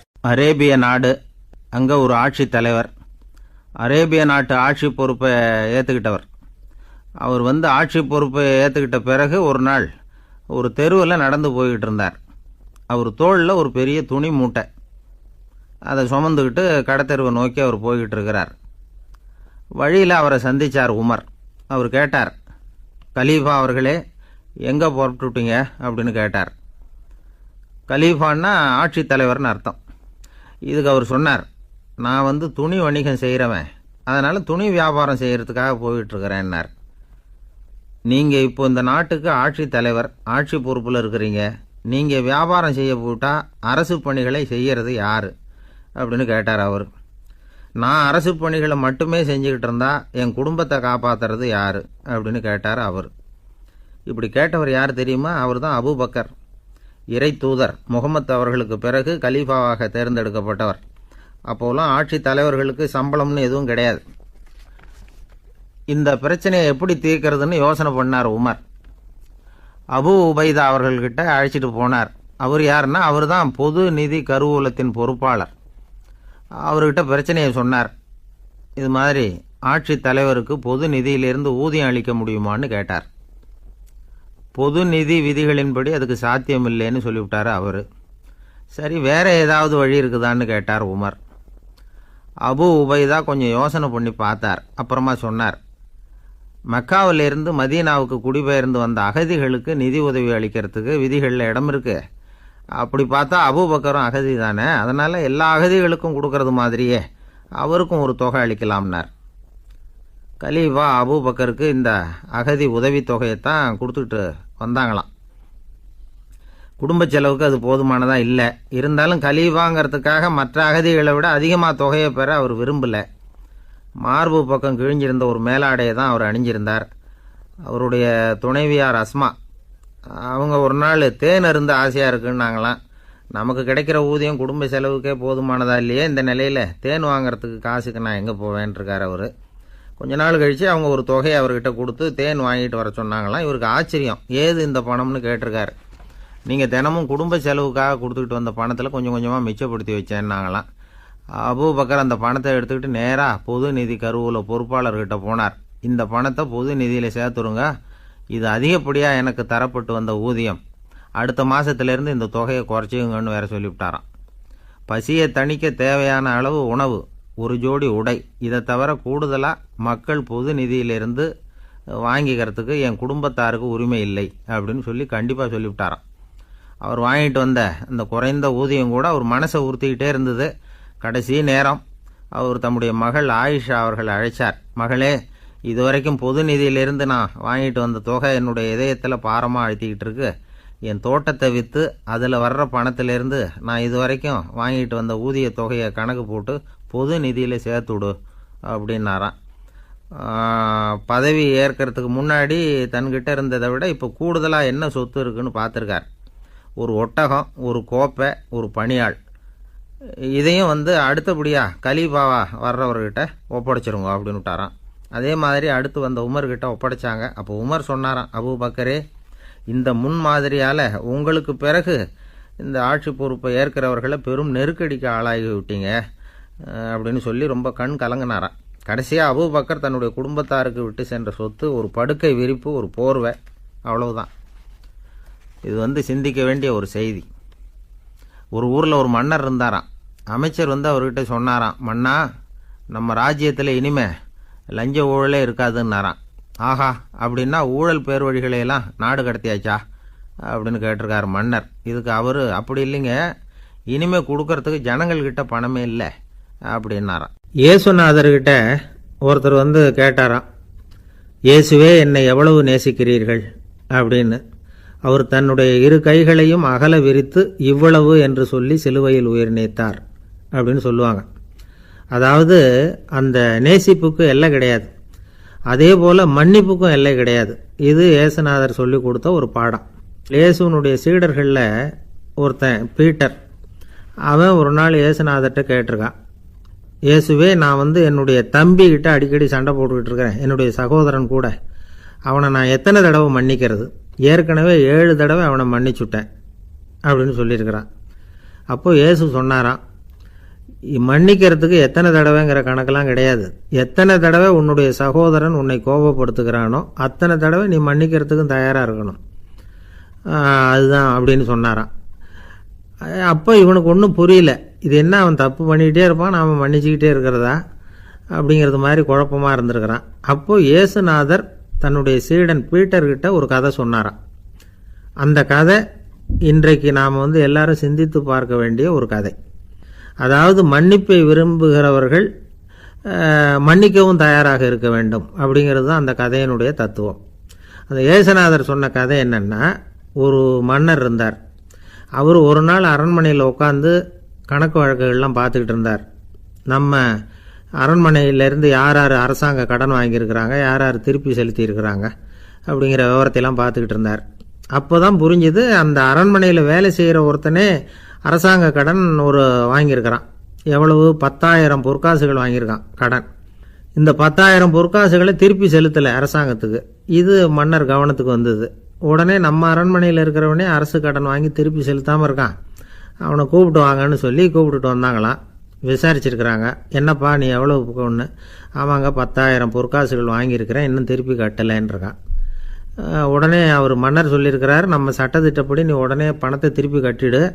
அப்படி உன்னால் கட்ட முடியலன்னா உன்னுடைய வீடு வாசல் சொத்து சுகம் எல்லாத்தையும் விற்று அந்த பணத்தை அரசு கருவூலத்தில் சேர்த்துக்கிறதுக்கு நானே ஏற்பாடு பண்ணிடுறேன் அப்படின்னு அந்த மன்னர் சொன்னாராம். இவன் அப்படியே அதிர்ச்சி ஆகிட்டான். அப்படியே பொத்துன்னு காலில் விழுந்தானா, மன்னா என்னை மன்னிச்சுங்க, என்னால் முடியல, எனக்கு மன்னிப்பு கொடுங்க அப்படின்ட்டுருக்கான். உடனே அவர் எழுந்திரிச்சு, சரி நீ மன்னிப்பு கேட்டுவிட்ட, அதனால் உன்னை மன்னிக்கிறேன், நீ பணம் கட்ட வேண்டாம் அப்படின்னு சொல்லி அந்த மன்னர் அவனை விட்டுட்டாராம். பணத்தையும் தள்ளுபடி போட்டார், நீ திருப்பி கட்ட வேண்டான்னு. இவனுக்கு ரொம்ப மகிழ்ச்சி. அதனால் ரொம்ப உல்லாசமாக வந்துகிட்டு இருக்கிறான். தெருவில் வந்துக்கிட்டு இருக்கிறப்ப இவங்கிட்ட கடன் வாங்கின ஒருத்தன் எதுக்கு வந்துக்கிட்டு இருக்கான். அவன் இவங்கிட்ட ஒரு 100 பொற்காசுகள் கடன் வாங்கியிருக்கான். அவன் வந்தான், இவன் போய் அவன் சாட்டையாக பிடிச்சிக்கிட்டான், நீ எப்படா என் கடனை திருப்பி கொடுக்க போகிறேன்னு. அவன் இப்போ முடியல, கொஞ்சம் பொறுத்துக்கா, அப்புறம் தரேன் இருக்கான். அதெல்லாம் முடியாது, நீ கொடுத்து தான் ஆகணும் அப்படின்னு இவன் புடிவமாக சொல்கிறான். இப்போ நிலைமையை பாருங்கள், இவன் ஏற்கனவே 10,000 பொற்காசுகள் அரசாங்கத்தில் கடன் வாங்கினா அதுக்கு மன்னிச்சு விட்டுட்டார் இவனை. ஆனால் இவன் இன்னொருத்தனை மன்னிக்கிறதுக்கு தயாராக இல்லை. இவங்கிட்ட கடன் வாங்கின இன்னொருத்தன் 10 பொற்காசுகள், அவனை மன்னிக்க தயாராக இல்லை. அவனை கொண்டு போய் நீதிமன்றத்தில் கொண்டு போய் நிறுத்தி தண்டனை வாங்கி கொடுத்துட்டான். நீதிபதி என்ன சொன்னார், அந்த இவன் வாங்கின பொற்காசுகளை திருப்பி கட்டுற வரைக்கும் ஜெயிலில் இருக்கணுங்கிறது தீர்ப்பு. ஆனால் உடனே அரசர் காதில் விழுந்தது. சொல்லிட்டாங்க, உங்ககிட்ட மன்னிப்பு வாங்கிட்டு போனானே ஒருத்தன், அவன் இன்னொருத்தனை மன்னிக்கிறதுக்கு தயாராக இல்லை, அவனை கொண்டு போய் ஜெயிலில் அடைச்சிட்டான் அப்படின்னு. உடனே மன்னர் பார்த்தார், இவனை மறுபடியும் கூப்பிட்டு வர சொன்னார். தபாரப்பா, நான் உன்னை மன்னிச்சு விட்டேன், ஆனால் நீ இன்னொருத்தனை மன்னிக்கிறதுக்கு தயாராக இல்லை, அதனால் என்னுடைய தீர்ப்பையும் மாற்றுறேன், நீயும் அரசு கடன் தீர்ற வரைக்கும் ஜெயிலில் தான் இருக்கணும் அப்படின்னு சொல்லி ஜெயிலுக்கு அனுப்பிச்சிட்டாராம். இப்படி ஒரு கதையை இயேசுநாதர் தன்னுடைய சீடருக்கு சொன்னதாக ஒரு வரலாறு. அது என்ன, அதிலேருந்து நாம் புரிந்து கொள்ள வேண்டியதுன்னா, நாம் மன்னிக்கப்படணும்னு நாம் விரும்புகிறோம்னா நாம் இன்னொருத்தரை மன்னிக்கிறதுக்கு தயாராக இருக்கணும். அதனால் நாம் இன்னொருத்தரை யாரையும் மன்னிக்க மாட்டோம், ஆனால் என்ன இன்னொருத்தர் மன்னிக்கணும் அப்படிங்கிறது மாதிரி செய்யக்கூடாதுன்னு சொல்லுவாங்க. அது மாதிரி நாம் இப்போ இது தப்பாக புரிஞ்சுக்கிறவங்களும் இருக்கிறாங்க. பாவம் மன்னிப்புங்கிறதுலாம் எதுக்குன்னா, அதாவது மறுபடியும் பாவம் செய்யாமல் இருக்கிறதுக்காக தான். அதான் மன்னிக்கிறாரே அப்படிங்கிறதுக்காக மறுபடியும் பாவம் பண்ணிகிட்டு இருக்கிறது இல்லை. அதான் ஒருத்தர் கேட்டாராம், பாவத்திலேருந்து மன்னிப்பு கிடைக்கணும்னா நீ என்ன செய்யணும் அப்படின்னு கேட்டிருக்கார். அதுக்கு அவன் சொல்லியிருக்கிறான், நான் முதல்ல பாவம் செய்யணும், அப்போ தானே மன்னிப்பு கிடைக்கும் அப்படின்னு நானா. இப்படிப்பட்டவர்கள் தான் இன்றைக்கி உலகத்தில் அதிகமாக இருக்கிறாங்க. அதனால் இந்த மன்னிப்பின் மகத்துவங்கிறது இயேசுநாதர்கிட்டேருந்து தான் நாம் புரிஞ்சுக்கணும். அந்த இயேசு சொன்ன அந்த மன்னிக்கிற மனோபாவம் இருந்தால் இன்றைக்கி உலகம் பூராவும் அமைதி பூங்காவாக இருக்கும். அதில் ஒன்றும் ஆச்சரியமே இல்லை, அதில் ஒன்றும் சந்தேகமும் இல்லை. அதனால் மன்னிக்கிற மனோபாவத்தை நாம் எல்லாரும் நமக்குள்ளே வளர்த்து கொள்ள வேண்டும் அப்படிங்கிறது தான் நாம் இன்றைக்கு எல்லோரும் சிந்தித்து பார்க்க வேண்டிய ஒரு செய்தி. ஆள் ராமகிருஷ்ணரை தேடி வந்தான். அவன் கையில் 1000 பொற்காசுகள் வச்சுருந்தான். அதை அவர்கிட்ட கொடுத்து இதை ஏற்றுக்கணும் அப்படின்னு ரொம்ப பணிவாக கேட்டுக்கிட்டான். அவர் பார்த்தார், இது எனக்கு தேவையில்லை, ஆனாலும் உன்னுடைய மனசை புண்படுத்துறதுக்கு நான் விரும்பலை, அதனால் நீ கொடுக்குறத வாங்கிக்கிறேன்னார். வாங்கிக்கிட்டார். அப்புறம் கேட்டார், இதை பாரு, இனிமேல் இதெல்லாம் என்னுடைய இது தானே அப்படின்னார். ஆமாம், அதையெல்லாம் நான் உங்களுக்கே கொடுத்துட்டேன்னா அவன். சரி, இப்போ நீ எனக்காக ஒரு காரியம் பண்ணணும்னார். என்ன செய்யணும்னு சொல்லுங்கன்னா, இந்த நாணயங்களையெல்லாம் எடுத்துக்கிட்டு போய் கங்கை நதியில் எரிஞ்சுட்டு வா அப்படின்னார். இவனுக்கு அதிர்ச்சியாக போச்சு. என்ன பண்ணுறது, இனிமேல் அது முடியாதுன்னு சொல்ல முடியாது. ஏன்னா அந்த நாணயங்களையெல்லாம் அவருக்கே கொடுத்துட்டான். இனிமேல் அதெல்லாம் இவனுடையது இல்லை. பேசாமல் அவ்வளோவே அள்ளிக்கிட்டு ஆத்தங்கரைக்கு போனான். போனவன் ரொம்ப நேரம் திரும்பியே வரல. ராமகிருஷ்ணருக்கு சந்தேகம், என்ன ஆச்சு அந்த மனுஷனுக்கு, காசுகளோடு அந்த கங்கையில் குதிச்சுட்டானா, போகும்பொழுதே ஒரு மாதிரியாக தான் போனான். போய் என்னன்னு பார்த்துட்டு வாங்க அப்படின்னார். அங்கே இருந்த ஒருத்தர் ஓடி போய் பார்த்தார். அவர் போய் பார்க்கும்பொழுது அவன் அங்கேயே இருந்தான். அதுக்கப்புறம் அவர் திரும்பி வந்தார். வந்து விவரத்தை சொன்னார். அதாவது அவன் கங்கை கரையில் உட்காந்துக்கிட்டு ஒவ்வொரு நாணயமாக 1 2ன்னு எண்ணி எண்ணி வீசிக்கிட்டு இருக்கிறான். அவனை சுற்றி ஒரு கும்பல் நின்றுக்கிட்டு அவனை தடுத்துக்கிட்டு இருக்குது அப்படின்னு விவரத்தை சொன்னார் போயிட்டு வந்தவர். இதை கேட்டதும் ராமகிருஷ்ணரே புறப்பட்டு அங்கே போனாராம். என்ன இப்படி பண்ணிகிட்டு இருக்கிற? நான் உன்னை அந்த நாணயங்களை கங்கையில் வீசி எறிய சொன்னேன். நீ ஏன் அதை எண்ணிக்கிட்டு இருக்கிற அப்படின்னார். பழக்கம்தான் காரணம். நான் ஒவ்வொரு நாளும் ஒவ்வொன்றா சேமித்து வச்சேன். இன்றைக்கி என்கிட்ட நிறைய இருக்குது. உங்களுக்கு ஒரு 1000 நாணயங்களை கொடுக்கணுங்கிறது என்னோடய ஆசை அப்படின்னா. இப்போ ராமகிருஷ்ணர் சொன்னார், ஒரே நேரத்தில் எல்லாத்தையும் சம்பாதிச்சிருந்தா நீ எண்ணுறது பொருத்தமாக இருக்கும். எல்லாத்தையும் இழக்கும்போது ஒவ்வொன்றா எண்ணிக்கிட்டு இழக்கிறதுங்கிறது சரியான செயல் இல்லை. அதனால் ஒரே தடவையாக எல்லாத்தையும் தூக்கி எறிஞ்சிடும் அப்படின்னார். இது இழப்பது அப்படிங்கிற ஒரு உயர்ந்த நிலை. இதை நாம் யதார்த்த வாழ்க்கையில் சம்மந்தப்படுத்தி பார்த்து குழப்பிக்கிட்டு இருக்கக்கூடாது. இழக்கிறேன்னு சொல்லிக்கிட்டு இருக்கிற காசையெல்லாம் ஆற்றுலையும் குளத்துலையும் கொண்டு போய் எறிஞ்சிட்டு வாங்க அப்படின்னு உபதேசம் பண்ணுறதாக யாரும் நினச்சிடக்கூடாது. இதில் நாம் புரிஞ்சிக்க வேண்டியது என்னென்னா, எதையாவது ஒன்றை இன்னொருத்தருக்கு கொடுக்கணும் அப்படின்னு விருப்பப்பட்டால் அதை மனப்பூர்வமாக கொடுத்துடணும். கொடுத்துட்டு அதையே நினச்சிக்கிட்டு இருக்கக்கூடாது. நம்மால் ஒருத்தர் ஒரு 100 ரூபா நோட்டை தன்னுடைய நண்பர் ஒருத்தர்கிட்ட கொடுத்து, இது உனக்கு தான் வச்சுக்கோ அப்படின்னார். அவர் பார்த்தார். இது இனிமேல் எனக்கு தானே சொந்தம் அப்படின்னார். ஆமான்னார் அவர். அப்படின்னா எனக்காக நீ ஒரு உதவி செய்யணும்னார். சொல்லுங்கள் செய்கிறேன்னார் அவர். இந்த 100 ரூபா நோட்டை தீ வச்சு கொளுத்தி விடுன்னார். இவர் அதிர்ச்சியாகி அவரை பார்த்தார். இப்போ அவர் சொன்னார், நீ எனக்கு அன்பாக கொடுத்தது இது. இந்த நோட்டு கள்ள நோட்டுங்கிறது எனக்கு முன்னாடியே தெரியும். சீக்கிரம் கொளுத்தி விடு, அதுதான் நம்ம 2 பேருக்குமே நல்லது அப்படின்னாராம் அவர். நம்பிக்கை இல்லைன்னா இந்த உலகத்தில் நாம் நடமாடவே முடியாது. அவநம்பிக்கையோடு இருந்துக்கிட்டு இருந்தால் என்றைக்கும் அவஸ்தை தான். நாம் நம்புறது நடக்குதோ இல்லையோ அது வேறு விஷயம். ஆனால் எதையும் நம்பி தான் நாம் அடி வைக்க வேண்டியிருக்கு. வேறு ஒன்றும் வேணாம். ஒரு லாட்ரி சீட்டு வாங்குகிறோம். அது எங்கே நமக்கு விழப்போகுது அப்படிங்கிற அவநம்பிக்கையோடவா வாங்குகிறோம்? பரிசு நமக்கு தான் அப்படிங்கிற நம்பிக்கை உள்ளூர இருக்கிறதுனால தான் அதை வாங்குகிறோம். இருந்தாலும் முடிவு வேறு மாதிரி ஆகிடுது. அதுக்காக மனசு சோர்ந்து போகிறதில்ல. அடுத்த மாதமும் சீட்டு வாங்குகிறோம். இந்த நம்பிக்கை தான் மனித வாழ்க்கைக்கு ஆதாரம். ஒரு கடையில் போய் டீ சாப்பிட்றீங்க. அந்த டீ நல்ல டீ தானா, அதில் விஷம் கலந்துருக்குமா அப்படிங்கிற சந்தேகம் வந்துட்டுதுன்னு வச்சுங்க. அதுக்கப்புறம் அதை எப்படி நீங்கள் சாப்பிட முடியும்? நம்பி தான் சாப்பிட்ணும். ரயில் ஒழுங்காக போய் சேருங்கிற நம்பிக்கை இருக்கிறதுனால தான் அதில் ஏறி உட்காடுறோம். லெட்டர் ஒழுங்காக போய் சேருங்கிற நம்பிக்கை இருக்கிறதுனால தான் பெட்டியில் போடுறோம். சரி, நம்ம கதையெல்லாம் நம்மளோட இருக்கட்டும். மனித நம்பிக்கை எந்த அளவுக்கு உறுதியாகவும் அறிவுபூர்வமாகவும் இருக்கணுங்கிறதுக்கு அலெக்சாண்டர் வாழ்க்கையில் நடந்த ஒரு சம்பவத்தை உதாரணமாக சொல்லலாம். இந்த உலகத்தையே ஜெயிக்கணும்னு புறப்பட்டார் அலெக்சாண்டர்.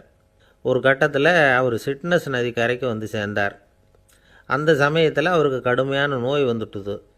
அவர் கூடவே வந்திருந்த கிரேக்க வைத்தியர்கள் என்னென்னமோ முயற்சியெல்லாம் பண்ணி பார்த்தாங்க. இருந்தாலும் அலெக்சாண்டருக்கு வந்திருக்கிறது என்ன நோய்ங்கிறத அவங்களால கண்டுபிடிக்க முடியல. ஏன்னா அந்த பகுதியில் உள்ளவங்களுக்கு மட்டுமே அதிகமாக வரக்கூடிய ஒரு வினோதமான நோயாக இருந்தது அது. ஆனால் அவர் இருக்கிற இடம் எதிரியோட இடம், பாரசீக மன்னனோட ஆளுகைக்கு உட்பட்ட இடம். என்ன பண்ணுறது அப்படின்னு எல்லாரும் யோசனை பண்ணாங்க. பாரசீக மன்னனோட அரண்மனையில் இருக்கிற வைத்தியர் வந்தால் இந்த நோயை குணப்படுத்தி விடுவார் அப்படின்னு சொன்னாங்க. இருந்தாலும் எதிரியோட நாட்டில் இருக்கிற வைத்தியரை கூப்பிட்டு எப்படி நம்பி வைத்தியம் பார்க்க சொல்கிறது அப்படின்னு சொல்லி எல்லோரும் தயங்கினாங்க. ஆனால் அலெக்சாண்டர் தயங்கலை. பரவாயில்ல, அழைச்சிட்டு வாங்கன்னு விட்டார். உடனே அவரை போய் அழைச்சிட்டு வந்துட்டாங்க. அவர் வந்தார். அலெக்சாண்டர் உடம்பை பரிசோதனை பண்ணி பார்த்தார். சரி, இதை குணப்படுத்தி விடலாம், பயப்பட வேண்டியதில்லை. ஆனால் இதுக்கு ஒரு மூலிகை ரசம் தயார் பண்ணி கொடுக்கணும். நான் போய் அதை தயார் பண்ணிவிட்டு 2 நாளில் திரும்பி வந்துடுறேன் அப்படின்னு சொல்லிவிட்டு போனார் அந்த வைத்தியர். அதே மாதிரி 2 நாளில் திரும்பி வந்தார் மூலிகை ரசத்தோட. இதுக்கு இடையில் அலெக்சாண்டரோட தளபதிகளில் ஒருத்தர் ரகசியமாக ஒரு எச்சரிக்கை கடிதம் கொடுத்து அனுப்பியிருக்கிறான். அதை வாங்கி என்ன விஷயம்னு பார்த்தார். இப்போ உங்ககிட்ட வந்திருக்கிற எதிரி நாட்டு வைத்தியரை நம்பாதீங்க. அவன் கொண்டுகிட்டு வந்திருக்கிற மூலிகை ரசத்தில் விஷம் கலந்துருக்குது அப்படின்னு அதில் எழுதியிருக்கு. அதை பார்த்தார் அலெக்சாண்டர். இருந்தாலும் கொஞ்சம் கூட அலட்டிக்கலை. வைத்தியர் கொடுத்த மருந்தை வாங்கி கடகடன்னு குடிச்சுட்டு அதுக்கப்புறம் அந்த கடிதத்தில் இருந்த விஷயத்தை அந்த வைத்தியர்கிட்ட சொன்னார். வைத்தியர் திகைச்சு போயிட்டார். தன் மேலே அலெக்சாண்டர் வச்சிருக்கிற நம்பிக்கையை பார்த்து அவருக்கு ரொம்ப வியப்பு. வைத்தியர் உண்மையிலேயே நல்ல மருந்து தான் கொண்டுகிட்டு வந்து கொடுத்துருக்கிறார், அதில் விஷம்லாம் எதுவும் கலக்கலை. அதுக்கப்புறம் அலெக்சாண்டர் அந்த வைத்தியரை பார்த்து சொன்னாராம், நம்பிக்கைங்கிற அச்சாணியை ஆதாரமாக வச்சுக்கிட்டு தான் இந்த உலகம் சுற்றிக்கிட்டு இருக்குது. எனக்கு எதிரியாக இருந்தாலும் பாரசீக மன்னர் ரொம்ப பெரியவர். அப்பேற்பட்ட மன்னருடைய அரண்மனை வைத்தியர் தொழில் நேர்மை இல்லாதவராக இருக்க மாட்டார். அப்படி இருந்தால் அவரை அரண்மனை வைத்தியராக வச்சிருக்கவே மாட்டாங்க அப்படின்னு நம்பினேன். என்னுடைய நம்பிக்கை வீண் போகலை அப்படின்னாராம். இதுதான் மானுட நம்பிக்கைங்கிறது. இந்த காலத்துலேயும் இது மாதிரி இந்த மானுட நம்பிக்கையை ரொம்பவும் சாமர்த்தியமாக கையாளுகிற கெட்டிக்காரங்க சில பேர் இருக்கிறாங்க. இந்த காலத்து குரு, அவருக்கு ஒரு சிஷ்யன். குரு முன்னாடி அந்த சிஷ்யன் ரொம்ப பணிவாக நின்று, குருவே உங்கள் கையால் விஷத்தை கொடுத்தாலும் அதை வாங்கி மடமடன்னு குடிச்சிருவேன் அப்படின்னா. உன்னுடைய குரு பக்தியை மெச்சினேன் அப்படின்னார் குரு. அதுக்கு அந்த சிஷ்யன், அப்படி இல்லை குருவே, உங்ககிட்ட சிஷ்யனாக இருக்கிறத விட உங்கள் கையால் விஷத்தை வாங்கி குடிச்சு விடுறது ரொம்ப நல்லது, அதனால தான் அப்படி சொன்னேன் அப்படின்னா. இன்னைக்கு எனக்கு ஒரு தலைப்பு கொடுத்துருக்காங்க, என்னன்னு கேட்டீங்கன்னா வாழ்க்கை வாழ்வதற்கே. நாம எல்லாரும் வாழ்ந்துக்கிட்டு தான் இருக்கிறோம், வாழாம யாரும் இல்லை, எல்லாரும் வாழ்ந்துக்கிட்டு தான் இருக்கிறோம். அப்புறம் என்ன வாழ்வதற்கே அப்படின்னு கேட்டா வேற ஒண்ணும் இல்லை. நாம யாராவது பார்க்கிறோம், நம்ம நண்பர்களை ஒருத்தரை பார்க்கிறோம், கேட்கிறோம், ஐயா எப்படி இருக்கீங்கன்னு. ஏதோ இருக்கேன். ஆனா இன்னொருத்தர் என் நண்பர் சொன்னார், உங்க புண்ணியத்துல இருக்கிறேன் பாரு. அது இரவு வாங்கி, என் புண்ணியத்தை அவர் இரவு வாங்கி அவர் சொல்லுமா. நான் சொன்னேன், என்கிட்டயே அது ஸ்டாக்ல இல்லையா, புண்ணியம் என்கிட்ட பாவம் தான் இருக்கு, வேணா அதுல ஒரு பங்கு கொடுக்கலாம் அப்படின்னு சொன்ன. அந்த மாதிரி வாழும்பொழுது நிறைவு இல்லாதவங்க மாதிரி காட்டுறாங்க. ஏதோ வாழ்க்கையில சந்தோஷம் இல்லாதது போலவோ கஷ்டப்படுறது மாதிரியும் அப்படிலாம் நினைச்சு காட்டக்கூடியவங்க ரொம்ப பேர் இருக்கிறாங்க. ஆனா திருவள்ளுவர் சொல்றார், வாழ்க்கை வாழ்றதுக்கு தாயா, தினம் தினம் கஷ்டப்படுறதுக்கு இல்ல. ஏன் கஷ்டமா தானே இருக்கு அப்படின்னா, கஷ்டப்பட்டாதானே சௌரியத்தை அடையலாம். இப்போ ஒரு பெரிய பூந்தோட்டம் நமக்கு வேணும், பூக்கள் பூத்து குலுங்கிறத நாம பார்க்கணும். என்ன செய்யணும்? தோட்டத்தை உருவாக்கணும், கொத்தணும், விதை போடணும், தண்ணி ஊற்றணும். இந்த மாதிரி எல்லாம் செஞ்சா பூத்து குலுங்கிறத நம்ம பார்க்கலாம். அந்த கொத்துற போதும் தண்ணி ஊத்துற போதும் ஐயோ நான் கஷ்டப்படுறேன்னு சொல்லக்கூடாது. எதுக்கு கஷ்டப்படுறோம்? நல்லா இருக்கிறதுக்காக கஷ்டப்படுறோம், பார்த்து ரசிக்கிறதுக்காக கஷ்டப்படுறோம். அந்த எண்ணம் நமக்கு வந்துடுதுன்னா நாம படுற கஷ்டம் ஒரு கஷ்டமா தெரியாது. நீ எதுக்குடா இருக்கிற அப்படின்னு கேட்டாக்கா, இன்னதுக்கு இருக்கிறேன்னு சொல்ல நமக்கு தெரியணும். இப்ப எங்க போறீங்கன்னு கேட்டா எங்கேயோ போறேங்கிறான். எங்கேயோ போறேன், இங்க போறேன், இத்தனை மணிக்கு வருவேன்னு சொல்றேன். நான் ஒரு நண்பர் வீட்டில் போய் அவரை சாப்பிட கூப்பிட்டு வரலாம் வீட்டுக்கு விருந்துக்கு இன்னைக்கு அப்படின்னு நினைச்சிட்டு போனேன். அவர் இல்லை, அந்த அம்மா இருந்துச்சு, அவர் மனைவி. அவங்ககிட்ட எங்க அவன் அப்படின்னு கேட்டேன். அது எங்க போச்சோ அப்படின்னு. அது இது என்ன ஆடா மாடா என்ன, அது எங்க போச்சோ அப்படின்னு. சரி எப்போ வருவாரு அப்படின்னு. அது எப்போ வேணாலும் வரும். சரி விருந்து கூப்பிடலான்னு நினைக்கிறேன், அவர் என்ன பிரியமா சாப்பிடுவார், அது எதை போட்டாலும் திங்கும். இதான் அவன் வாழ்க்கையை சரியா வாழலைங்கிறதுக்கு அடையாளம். இப்ப நான் வீட்டில் இருக்கேன், என் மனைவியும் நானும் தான். நாங்க ரெண்டு பேரும் ஒருத்தர் இல்லாம இன்னொருத்தர் இல்லை, அந்த மாதிரி இருக்கிறோம். அப்ப நான் வெளியில போறேன்னா நான் எங்க போயிருக்கேங்கிறது என் மனைவிக்கு தெரிஞ்சிருக்கணுமா வேண்டாமா? சொல்லிட்டு தானே போகணும். சொல்லிட்டு போயிருந்தா அந்த பொண்ணு எனக்கு அப்படி சொல்லுமா? அது எங்க போச்சோ, எப்ப வேணாலும் வரும் அப்படின்னு சொன்னா அவன் அதை சொல்லாமலே போயிருக்கான்னு அர்த்தம். நான் அவனை கேட்டா, ஏன்டா சொல்லாம போற வீட்டுல உன் மனைவி இப்படி சொல்றாங்களேன்னா, சொல்லிட்டு போற மாதிரி இருந்தா சொல்ல மாட்டானாங்கிறான். அப்ப அவன் சொல்லிட்டு போற மாதிரி இல்லாத இடத்துக்கு போறான். அப்ப நான் அவன்கிட்ட சொன்னேன், அது வீட்டுக்கு போய் வெளியில போறேன்னா எங்க போனாலும் இந்த இடத்துக்கு போறேன், இத்தனை மணிக்கு வருவேன்னு சொல்லணும்டா அப்படின்னு. அது உன் வீட்டுக்கார அம்மாவை கேட்குறேன், என்ன பிரியமா சாப்பிடுவாருன்னு கேட்குறேன். அது எதை போட்டாலும் திங்கவங்க சொல்லுது ஐயா, என்ன அப்படியா திம்பேனி அப்படின்னு. அவன் என்னத்தை ஏதோ சாப்பிட்றோம். இதெல்லாம் எதை காட்டுதுன்னு நினைக்கிறீங்க நீங்க? அவன் வாழ்க்கையில உற்சாகமா வாழலன்னு தானே அர்த்தம் இல்லையா? ஏதோ வாழ்ந்துகிட்டு இருக்கானே தவிர வாழ்க்கையை வாழணுங்கிற உற்சாகத்தோட ஊக்கத்தோட நல்லா வாழ்றோங்கிற எண்ணத்தோட அவன் வாழல. திருவள்ளுவர் அதுதான் சொல்றாரு, வையத்துள் வாழ்வாங்கு வாழ்பவன் வானுரையும் தெய்வத்துள் வைக்கப்படும்.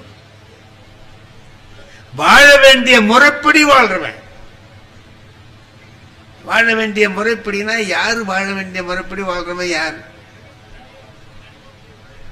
எனக்கு வாத்தியாரா இருந்தவரே கோபாலகிருஷ்ண ஐயர்னு ஒருத்தர். அவரு சயின்ஸ் வாத்தியார், 9வது 10வது. அவரு சயின்ஸ் வாத்தியார் தானே தவிர சயின்ஸை தவிர பாக்கியெல்லாம் நடத்துவார். சயின்ஸ் நடத்த மாட்டார்னு இல்லை, சயின்ஸையும் நடத்துவாரு. பாக்கி என்ன செய்வார், நம்ம வாழ்க்கைக்கு தேவையான பல விஷயங்களை சொல்லுவார். இப்ப அவர் சொன்ன ஒரு செய்தி சொல்றேன் பாருங்க. ஒரு நாள் சொன்னாரு, டே இதை ஞாபகம் வச்சுக்கடா எல்லாரும் அப்படின்னாரு. சொல்லுங்க சார். 3 செய்தி சொல்றேன். இன்னைக்கு நான் கிளாஸ் எடுத்ததுக்கு ஒரு 3 செய்தி சொல்றேன், கேட்டுக்க. சொல்லுங்க சார்.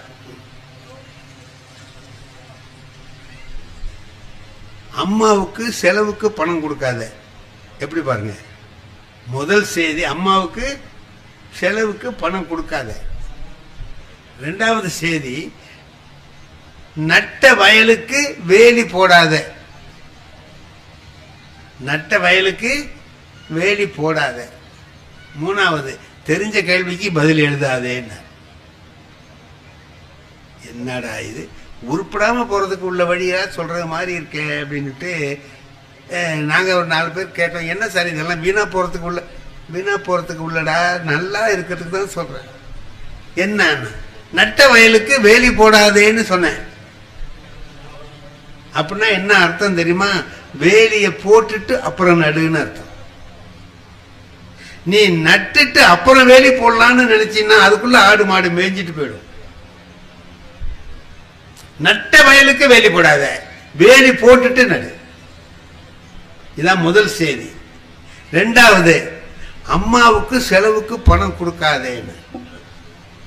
இத பெத்த தாய்க்கு பணம் கொடுக்காதேன்னு சொல்றீங்களா? இதுல இல்லடா, நீ வேலை பார்ப்ப, வேலைக்கு போவ, படிச்சு முடிச்சுட்டு பாஸ் பண்ணிட்டு வேலைக்கு போவ. அப்படி போற போது சம்பாதிப்பதை நீ கையில வச்சுக்கிட்டு அம்மாவுக்கு அடை எனக்கு இன்னைக்கு ஊருக்கு போகணும் ஒரு 10 ரூபா கொடுன்னு உங்ககிட்ட கேட்கிற மாதிரி வச்சுக்காத. அப்ப என்ன செய்யறது அப்படின்னா, பணத்தை சம்பளம் வாங்கணும்னு அம்மா கிட்ட கொடுத்துடு, உனக்கு வேண்டியது அவங்ககிட்ட கேட்டு வாங்க. அப்படி நீ கேட்டு வாங்கினீன்னா அந்த அம்மா மனசு எவ்வளவு சந்தோஷப்படும்னு உனக்கு தெரியுமா? அப்படின்னு நான் அவங்க என்கிட்ட கேட்டு வாங்குறத விட அவங்க கிட்ட கொடுத்துட்டு நான் கேட்டு வாங்கணும். அம்மா ஊருக்கு போறேன் ஒரு 10 ரூபா கொடு அப்படிங்க. 3வது தெரிஞ்ச கேள்விக்கு பதில் எழுதாதேன்னு சொன்னீங்களே, ஏன்னு அது சொன்னார் அவரு. அப்படி கொஸ்டின் பேப்பரை எடுத்தா ஏதேனும் 5 வினாக்களுக்கு விடைகளின்னு இருக்கும் இல்ல, ஏதாவது 5 வினாக்கள், அதுல 8 கேள்வி இருக்கும். 8ல ஒரு 5 தேர்ந்தெடுத்து நம்ம எழுதணும். இப்ப அவன் என்ன செய்வான்னா, எடுத்து வச்சுக்கிட்டு தேடுவான், இதுல எங்க இருக்கு தெரிஞ்ச கேள்வி அப்படின்னு. இதா தெரியாது, இது வாத்தியார் தான் தெரியும், நமக்கு தெரியாது அப்படின்னு ஒண்ணு விட்டுட்டே வருவான். அப்படி தேடுறவனா இருக்கக்கூடாது. என்ன செய்யணும் தெரியுமா? உடனே வரிசையா எழுதுற மாதிரி இருக்கணும். தெரிஞ்ச கேள்வியை தேடுறவனா இருக்கப்படாது. எல்லா கேள்வியும் உனக்கு தெரிஞ்சிருக்கணும். வரிசையா கிட்டக்கிட்டு எழுதிட்டு போற மாதிரி. எப்ப நீ தேடுறியோ அப்ப நீ சரியா படிக்கலன்னு அர்த்தம். தெளிவா இருந்தீன்னா எல்லா கேள்விக்கும் உனக்கு விடை தெரியும், நீ எழுதுவே அப்படின்னு அவர் சொன்னார். எவ்வளவு சரியான விளக்கம் இல்லையா? இந்த 3 விளக்கங்களும் என் வாழ்க்கையில அன்னைக்கு அவர் சொல்லி கொடுத்தது. இன்னைக்கு வரைக்கும் என் வாழ்க்கையில அது நினைவுல இருக்கு. இதெல்லாம் என்னன்னு கேட்டீங்கன்னா, வாழ்க்கையில எப்படி வாழணுங்கிறத நமக்கு கற்றுக் கொடுக்கிற ஒரு விஷயம். எப்படி வாழணும்? இந்த மாதிரி வாழணும். இப்படி வாழ்ந்தா அந்த வாழ்க்கை வாழ்வாங்கு வாழுகிற வாழ்க்கை. திருவள்ளுவர் சொல்றாருல்ல, வையத்துள் வாழ்வாங்கு வாழ்பவன், வாழ வேண்டிய முறைப்படி வாழ்கிறவன். வையத்துள் எப்படி வைப்பானா? தெய்வத்துள் வானத்திலே இருக்கக்கூடிய தெய்வங்களில் ஒன்றாக அவனை மதித்து கொண்டு போய் வைப்பார். நாம அப்படி வாழ்க்கையை நடத்துகிற போது ஏனோ தானோன்னு வாழ்க்கையை வாழாமல் நாம வாழ்ற வாழ்க்கையில ஒரு நெறிமுறை இருக்கு. முதல்ல ஒண்ணு வச்சுக்குவோம். நம்முடைய வீட்டுல முதல்ல நம்ம மனைவி, அந்த மனைவியை நாம எப்படி நடத்துறோங்கிறது தான் வாழ்க்கை வாழ்வதற்கான அடிப்படை. எப்படி நடத்துறோம்? நாங்க எனக்கு கல்யாணம் ஆச்சு. எவ்வளவு நாளைக்கு முந்தி ஆயிருக்கு? இப்ப எனக்கு 87 வயசாச்சு. 60 வருஷத்துக்கு முந்தி கல்யாணம் ஆனது. இப்ப கல்யாணம் ஆன அன்னைக்கு எங்களுக்கு முதல் இரவு. நண்பர்கள் சும்மா இருப்பானா? வந்து கேலி பண்ணுவானுவல்ல, எல்லாம் உட்காந்துக்கிட்டு பேசுறானுவோ, அது இது இது இதுன்னு சொல்றானுவோ. எனக்கு போங்கடா வேலையை பார்த்துக்கிட்டா அப்படின்னா போக மாட்டேங்கிறானுவோ. இப்படி இருக்கணும், அப்படி இருக்கணும், அப்படி இருக்கணும்.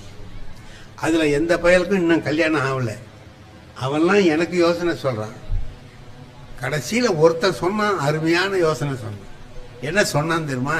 டேய், மனைவி முதல்ல பேச மாட்டாங்கடா, நம்ம தான் முந்தி பேசணும். பேசுற போது நல்ல வார்த்தையா பேசு. உன் குடும்பத்தை பத்தியும் அவங்க குடும்பத்தை பத்தியும் நல்ல எண்ணம் உண்டாகிற மாதிரி நல்ல வார்த்தைகளை பேசி உங்க வாழ்க்கையை தொடங்குங்க.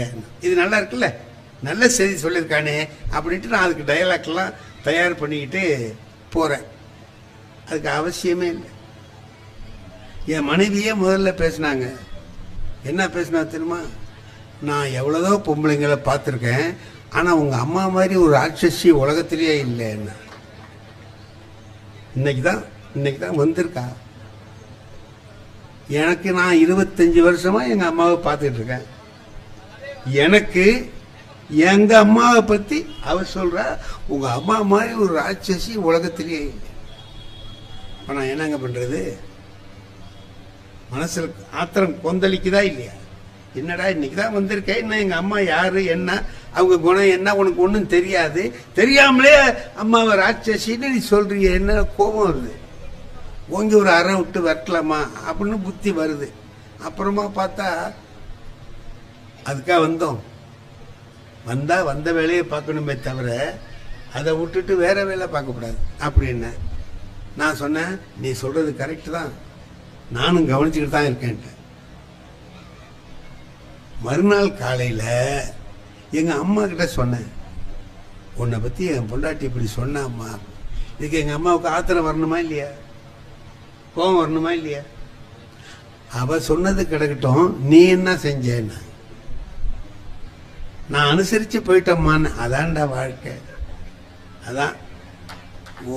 அதான்டா வாழ்க்கை. உங்க அப்பா கிட்ட நான் சொன்னதை விட அவ ஒன்னும் அதிகமா சொல்லடா.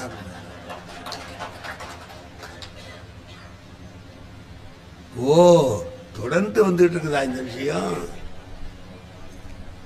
நான் இது முதல் நாள். அப்புறம் போக போக என்ன ஆச்சு அப்படின்னு கேட்டீங்கன்னா, நாங்க 4 பேர் அண்ணன் தம்பி, எங்க அம்மாவுக்கு 4 மருமக. இந்த 4 பேர்ல என் மனைவியில தான் அவங்க ரொம்ப அன்பா இருந்தாங்க. ஏதாவது முக்கியமா அவங்க மனசுல உள்ளதை சொல்லணும்னா என் மனைவிட்ட சொல்லுவாங்க. இது எப்ப ஒரு 10 வருஷம் கழிச்சு நான் பார்க்கிற போது எனக்கு ஆச்சரியமா இருக்கு. அன்னைக்கு இப்படி சொன்னாலே இன்னைக்கு இப்படி நடந்துக்கிறாங்க, 2 பேரும் அவ்வளவு நட்பா இருக்காங்களே அப்படின்னு. இதுக்கு என்ன காரணம்னு யோசிச்சேன். 2 பேர்ட்டையும் இருக்கு. எங்க அம்மாவும் அதை ஒரு பெரிய விஷயமா எடுத்துக்கல, என் மனைவியும் அதுக்கு பிறகு புரிஞ்சு, ஓ இவங்க அப்படி இல்லை, நாம மாமியார்னா கெட்டவங்க நினைச்சிட்டு வந்தோம், அப்படி இல்லை அப்படின்னு தெரிஞ்சு நடந்துக்கிறாங்க பாருங்க. அப்ப என்ன ஆகுதுன்னா வாழ்க்கை இனிமையான வாழ்க்கையாகுது. வாழ்க்கை இனிமையான வாழ்க்கையா ஆகணும்னா ஒருத்தர் புரிஞ்சுக்க, முதல்ல புரிஞ்சுக்கிறது கொஞ்சம் கஷ்டமா இருக்கும். கொஞ்சம் கொஞ்சமா புரிஞ்சுக்கிட்டோம்னு சொல்லி சொன்னா அந்த வாழ்க்கை இனிமையான வாழ்க்கையா. என்ன, என் மனைவி புரிஞ்சுக்கணும், என் மனைவியை நான், என் நண்பனை நான் புரிஞ்சுக்கணும். நான் ஒரு என் நண்பன் என்ன பண்ண, ஒருத்தன் நான் படிக்கிற காலத்துல என் கூட படிச்சவன், இப்ப ஒரு 10 வருஷத்துக்கு முந்தைய அவனை பார்த்தேன். நம்ம வரதராஜா மாதிரி இருக்கானேன்னு எனக்கு ஒரு நினைப்பு வந்தது. அவனா மாறி இருக்கான், அவன் தானா, அவன் மாதிரியும் இருக்கு இல்ல மாதிரி இருக்கு, என்னடா பண்றதுன்னு நான் எவனையாவது போய் கூப்பிட்டு அவன் நான் இல்லடா அப்படின்னு நானும் என்ன பண்றதுன்னுட்டு வரதராஜான்னு இருந்தா தெரியும் பாப்பான்ல, அடே செம்மோடி இல்லை என்னடா சௌரியமா இருக்கியாடான்ட்டு வந்தான். அவன் படிக்கிற காலத்துல அவ்வளவு நல்லவன் இல்லைங்கிறது எனக்கு தெரியும். ஆனா இவ்வளவு நாள் ஆயிருக்கு, 40-50 வருஷம் ஆயிருக்கு, மாறி இருப்பான்னு நினைச்சு, வாடா எப்படி இருக்க சௌரி மாதிரி என்ன எதுனா, வா நம்ம வீட்டில் போய் காப்பி குடிச்சிட்டு போகலான்னு அழைச்சிட்டு போனேன். வந்தாங்க, என் மனைவி காப்பி கொண்டாந்து கொடுத்தாங்க. குடிச்சான், குடிச்சிட்டு கேட்டான் இதை யாருன்னு கேட்டான். என் மனைவிடா அப்படின்னு. அப்ப அன்னைக்கு தஞ்சாவூர்ல பார்த்தோமே அது யாருன்னா, அவன் போயிட்டான். ஒரு மாசம் ஆச்சு இத விலைக்கு. அப்ப அவன் மாறி இருப்பான்னு நினைச்சு அவன் மாறல, அவன் அப்படியே தான் இருக்கிறான். நான் தான் தப்பா நினைச்சுட்டேன். இப்ப 2 பேரும் இருக்கிற பொழுது பாருங்க, ஒருத்தர் புரிஞ்சுக்கிறது எப்படி இருக்கு, நல்ல விதமா புரிஞ்சுக்கிட்டு நல்ல விதமா வாழ்க்கையை வாழுகிற பொழுது அந்த வாழ்க்கை இனிமையா இருக்கு. அவனே வந்திருந்தான், அவ்வளவு நாளாச்சு, நல்லா இருந்து சௌரியமா பேசிட்டு மகிழ்ச்சியா போனானா அந்த நட்பு நீடிச்சிருக்கும் இல்லையா. இப்ப இனி இவனை கூப்பிடப்படாதுங்கிற முடிவுக்கு நான் வந்துருவேன்ல இல்லையா. நாம சில வீட்டுக்கு போறோங்க, நம்ம நண்பர்கள் விருந்தினர்கள். நான் எங்க நாகூர் தான் நான் பிறந்த ஊரு. அங்க போவேன், எங்க அண்ணன் இருக்காரு, எங்க தம்பி 2 பேர் இருக்கிறான், எல்லாரும் இருக்கிறான். அவங்க வீடெல்லாம் அங்கேயே தான் இருக்கு. நான் தான் திருவாரூர்ல இருந்து போவேன். அவங்க வீட்டுக்கெல்லாம் போகக்கூடாதுன்னு என் நண்பர் ஒருத்தர் இருக்கிறார், அவர் வீட்டுக்கு போவேன். ஏன்னா நம்ம நண்பர்கிட்ட வீட்டுக்கு போகணும் அப்படின்ட்டு மத்தியானம் நேரம் ஆயிட்டு, 1 மணி 1:30 மணி ஆயிட்டு, சரி போவோம் அவர் வீட்டிலேயே சாப்பிடலாம்னு நினச்சிக்கிட்டு போறேன். அவர் என்ன பண்ணார், வாயா என்ன சாப்பாட்டு நேரத்தில் வந்திருக்க, ஆனா நீ தான் நம்ம வீட்டுல எல்லாம் சாப்பிட மாட்டியேன்னாரு. நான் சாப்பிடலான்னு தான் போறேன், நீ தான் நம்ம வீட்டுல எல்லாம் சாப்பிட மாட்டியேன்னாரு. நான் பார்த்தேன், இனி அண்ணன் வீட்டுக்கெல்லாம் போக முடியாது, இவன் வீட்டுலாம் தின்ன ஆகணும். இவனோ இப்படி சொல்றான், சரி என்னடா பண்ணலான்னு பார்த்தேன். நான் சாப்பிட மாட்டேன்னு சொன்னாலும் நீ விட்டுறவா போறேன்னு. அப்புறம் அவன் சொன்னான், அப்படியே சாப்பிட்டாங்க பிள்ளைங்க கையில 10 ரூபா 20 ரூபா கொடுக்காமலா போவேன்னா. அவனுக்கு 5 பிள்ளைங்க, இதுக்கு ஹோட்டல்லே சாப்பிட்டு போலாம். இப்ப நாம ஒரு இடத்துக்கு போறோம், வந்தவன விருந்தோம்பல்ங்கிறது எவ்வளவு முக்கியமானது இல்ல. விருந்தோம்பல் என்கிற பண்பு ரொம்ப உயர்ந்தது. நாம அதை சரியா செய்யறோம், இருக்கிறத பகிர்ந்துக்கலாம். தண்ணி ஊத்தி சோறு இருக்கா எடுத்துக்க, 2 பேரும் சாப்பிடுவோம் அப்படின்னு சொல்றது இயல்பினால் இல்வாழ்வான்னு திருவள்ளுவர் சொல்றாரு. இயல்போட வாழணும்ப்பா. நீ எந்த இயல்பு, நான் உடனே போனோன்னா 4 கறி 5 கறி வைக்க அதெல்லாம் வேண்டியதில்லை. இருக்கிறத நம்ம 2 பேரும் பகிர்ந்து சாப்பிடலாம். இப்போ வாழ்க்கை வாழ்வதற்கேன்னு சொல்லி சொன்னா எப்படி வாழ்வது, எப்படி வாழ்வது? கணவன் மனைவி 2 பேரும் வாழ்கிற வாழ்க்கையில எப்படி விட்டு கொடுத்து வாழ்வது அப்படின்னு சொல்ற. இப்போ இந்த பாருங்க, நான் சில சமயத்துல வேண்டாத காரியம்லாம் செய்வேன், முட்டாள்தனமா இருக்கும். மனைவி கிட்ட என்ன சொல்லலாமோ அதான் சொல்லலாம். நான் சொல்றேன், ஒரு நாள் சும்மா வம்பு வளர்க்கறது தான், உனக்கு காய்கறி வாங்க தெரியலன்னு. காய்கறி வாங்க ஏங்க அப்படி சொல்றீங்க அப்படின்னு கேட்டேன். நான் முத்த கத்திரிக்காய் சொத்த கத்திரிக்காய் எல்லாம் வாங்குறேன், அவன் உன்கிட்ட காசு கூட வாங்கிட்டு போயிடுறான், ஏமாந்து போற, உனக்கு காய்கறி கூட வாங்க தெரியலையே என்ன. என் மனைவி ஒரு அறிவாளி, அவங்க சொன்னாங்க, சரிதாங்க நீங்க சொல்றது, இன்னைக்கு ஞாயிற்றுக்கிழமை தானே, நீங்க போய் வாங்கிட்டு வந்து காமிங்க எப்படி வாங்கணும்னு, அதே மாதிரி நான் வாங்குறேன், இது நல்லா தானே. சரி வான்னு கடத்தருக்கு போய் காய்கறி வாங்கலான்னு போனா முதல்ல என்கிட்ட படிச்ச பையன் காய்கறி கடை வச்சிருக்கிறான். நான் நீ அதையாவது வச்சுக்கடாப்பான்னு நினச்சிக்கிட்டு போனேன். அவன் அங்க ஏன் வரமாட்டீங்க வந்திருக்கீங்க அப்படின்னா, சொல்லுடா அண்ணன், உட்காருங்க ஐயா, என்ன வேணும் சொல்லுங்க. நான் எழுதிட்டு போயிருந்தேன், கொடுத்தேன். தேங்காய் 2ன்னு, முதல்ல தேங்காய் 2. அவன் என்ன செய்யறான் சார், தேங்காயை எடுக்கிறான், இப்படி ஆட்டுறான், அப்புறம் இப்படி முட்டுறான், முத்தா காயா இருக்கான்னு பார்க்கறானா என்னமோ நான் நினைச்சேன், அப்படி முட்டுறான், தூக்கி போட்டுறான். அவனுக்கு பிடிக்கல, ஐயாவுக்கு இதை கொடுக்கக்கூடாது. 100 காய் எடுத்தான் சார், தட்டினான் போட்டான், ஆட்டுறான் தட்டுறான் போட்டுறான், ஆட்டுறான் தட்டுறான் போட்டுறான், அதுல 2 எடுத்தான். அப்பா, நம்மகிட்ட படிச்ச மாணவன் நம்மளை மறக்கவே இல்லை பாரு, எவ்வளவு தேர்ந்தெடுத்து கொடுக்குறான். ஏதோ 2 காயை கொடுத்தோன்னு இல்லை, செலக்ட் பண்ணி கொடுக்குறான் பாரு அப்படின்னு நினச்சிக்கிட்டு மகிழ்ச்சியா இருந்தேன். எடுத்து கொடுத்தான், கத்திரிக்காய் இது என்னென்னமோ எல்லாம் போட்டு கொடுத்தான். வீட்டில் கொண்டு வந்து கொடுத்தேன்.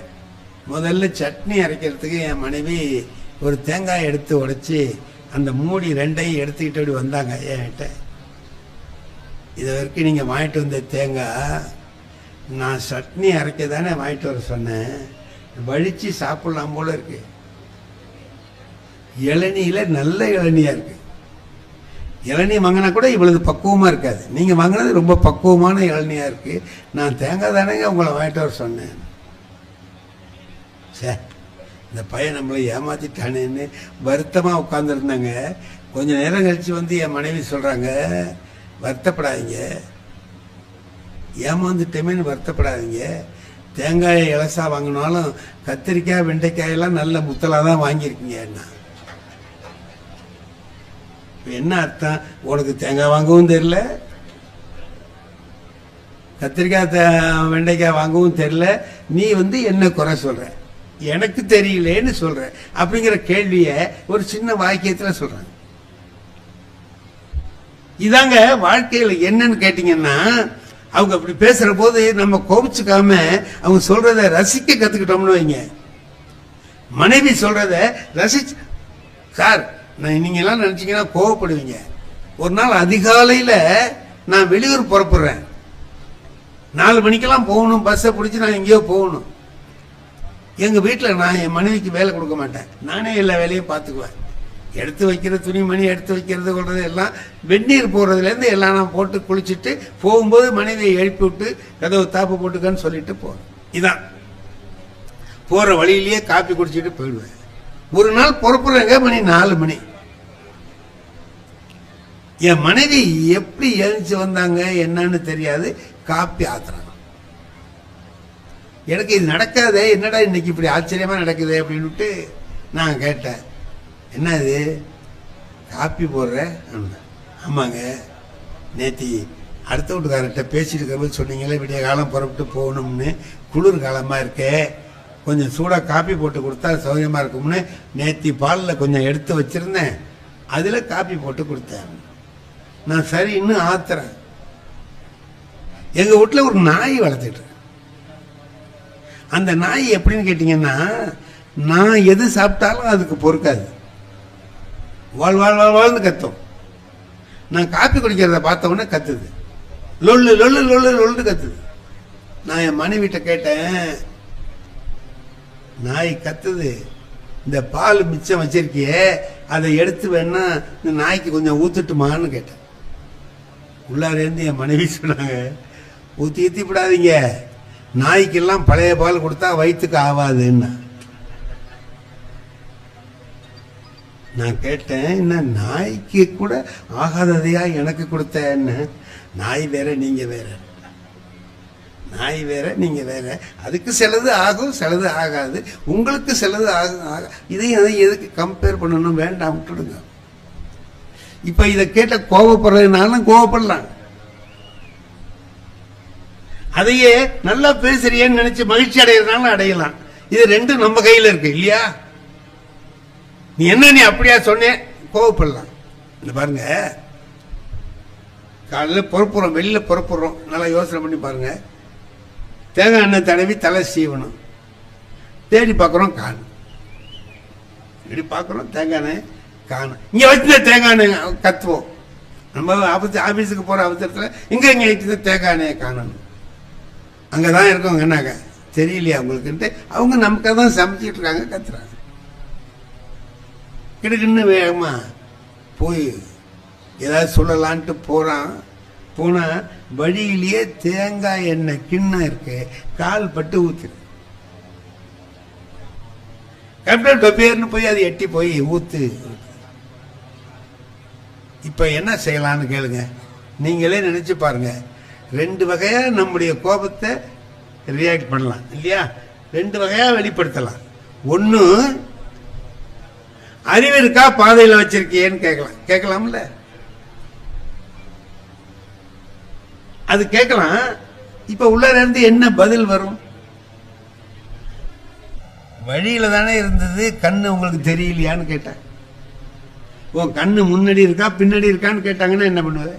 பார்த்து தானே, அதை போய் இடிச்சு தள்ளி விட்டுருக்கே, ஐயா அறிவு இல்லையான்னு கேட்டா சண்டை தானே வரும். அதையே இப்படி மாத்தி பார்ப்போம். வழியில தேங்காய் எண்ணெய் இருந்தது, நான் தெரியாம தட்டி விட்டேன் அப்படின்னு நம்ம சொன்னோம்னா, இல்லைங்க அந்த வழியில வச்சது நான் செஞ்சதுதான் தப்புன்னு அவங்க இல்ல. இது ரெண்டு பேரும் இப்படி பேசிக்கிட்டோம்னா இந்த வாழ்க்கை, நானும் வெளியில போய் கவலை இல்லாம இருப்பேன், வீட்டில் இருக்கிற மனைவியும் கவலை இல்லாம இருப்பாங்க. இப்ப நான் திட்டி அவங்க ஒண்ணு சொல்லி வம்பா போய் நீ சாப்பிட போன நான் போய் பார்த்து போய் நம்ம வேலை செய்யற இடத்துல போய் உட்கார்ந்தோம்னா இதே நினைப்பா தானே இருக்கும். ஏன்டா அப்படி பேசணும், என்னடா பண்ணிட்டோமே அப்படி இந்த நினைப்பு இருக்கும். அவங்களுக்கு ஐயா அவர் தான் பேசினாருன்னா நம்மளும் ஆத்திரமா பேசிட்டோம், இவங்களுக்கு வருத்தமா இங்கே இருக்கும். அப்படி இல்லாம இப்படி சுகமா இதை கொண்டு போயிட்டோம்னா என்ன ஆகும்னா, நானும் வாங்கய்யா வாங்க, நானும் கவலை இல்லாம அங்க ஆபீஸ்ல வேலை பார்ப்பேன், அவங்களும் வீட்டுல கவலை இல்லாம இருப்பாங்க இல்லையா? அப்ப ஒன்னே ஒண்ணு பார்ப்போம், நாம வாழ்க்கை எப்படி வாழலாம், எப்படி வாழலாம். திருவள்ளுவர் ஒண்ணு சொல்றாருங்க, அன்பும் அறனும் உடைத்தாயின் இல்வாழ்க்கை பண்பும் பயனும் அதுங்கிறார். இப்ப இதுக்கு என்ன அர்த்தம்? இதுக்கு என்ன அர்த்தம்? வாழ்க்கை நடத்துறதுக்கு ஒரு முதல் போடணும். இப்போ ஒரு வியாபாரம்னு வச்சுக்குவோம், வியாபாரத்துக்கு ஒரு முதல் போடணும்ல, கேபிட்டல் ஒன்று போடணும். எவ்வளவு ரூபா பணம் போட்டு ஆரம்பிக்கிறீங்க? 2 லட்சம் போட்டிருக்கேன், 5 லட்சம், ஏதோ ஒன்று சொல்லுவாங்க. இப்ப குடும்பம் நடத்துறதுக்கு என்ன முதல் போடணும்? திருவள்ளுவர் சொல்றார், அன்பை முதலா போடுங்கிற.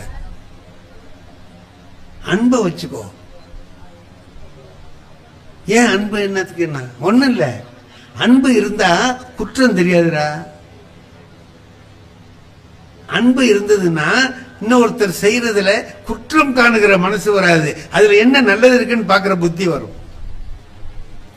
நாம ஒரு பழமொழி ஊர்ல சொல்றோமா இல்லையா, வேண்டாத பொண்டாட்டி கைப்பட்டா குத்தம் கால்பட்டா குத்தம் அப்படின்னு சொல்றோம்ல. இப்படியே மாத்தி பாருங்க. அப்ப வேண்டிய பொண்டாட்டியா இருந்தா கால்பட்டா குத்தம் இல்லைன்னு அர்த்தம். கால் படுறது முக்கியம் இல்ல, நம்ம அவங்ககிட்ட அன்பு இருக்கா இல்லையாங்கிறது முக்கியம். அன்பு இருந்ததுன்னா அவங்க செஞ்ச செயல் குத்தமா தெரியும், அன்பு இல்லைன்னா அதுவே நல்லதா தெரியும். மகிழ்ச்சியா எல்லாத்தையும் எடுத்துக்கிட்டு போறதுக்கு ஒரு பழகிட்டோம்னு சொல்லி சொன்னா எல்லாமே இன்பமயமா இருக்கும். சரி, அன்பை போட்டு வியாபாரத்தை தொடங்கியாச்சு, அன்பை போட்டு மனைவி கிட்ட அன்பா இருக்கும், மனைவி நம்மகிட்ட அன்பா இருக்காங்க, 2 பேரும் அன்பா இருக்காங்க. ஒரு பாட்டு இருக்கு, ஒரு குறுந்தொகைன்னு ஒரு செய்யுள், ஒரு இலக்கியம் இருக்கு, அதுல ஒரு பாட்டு இருக்குது.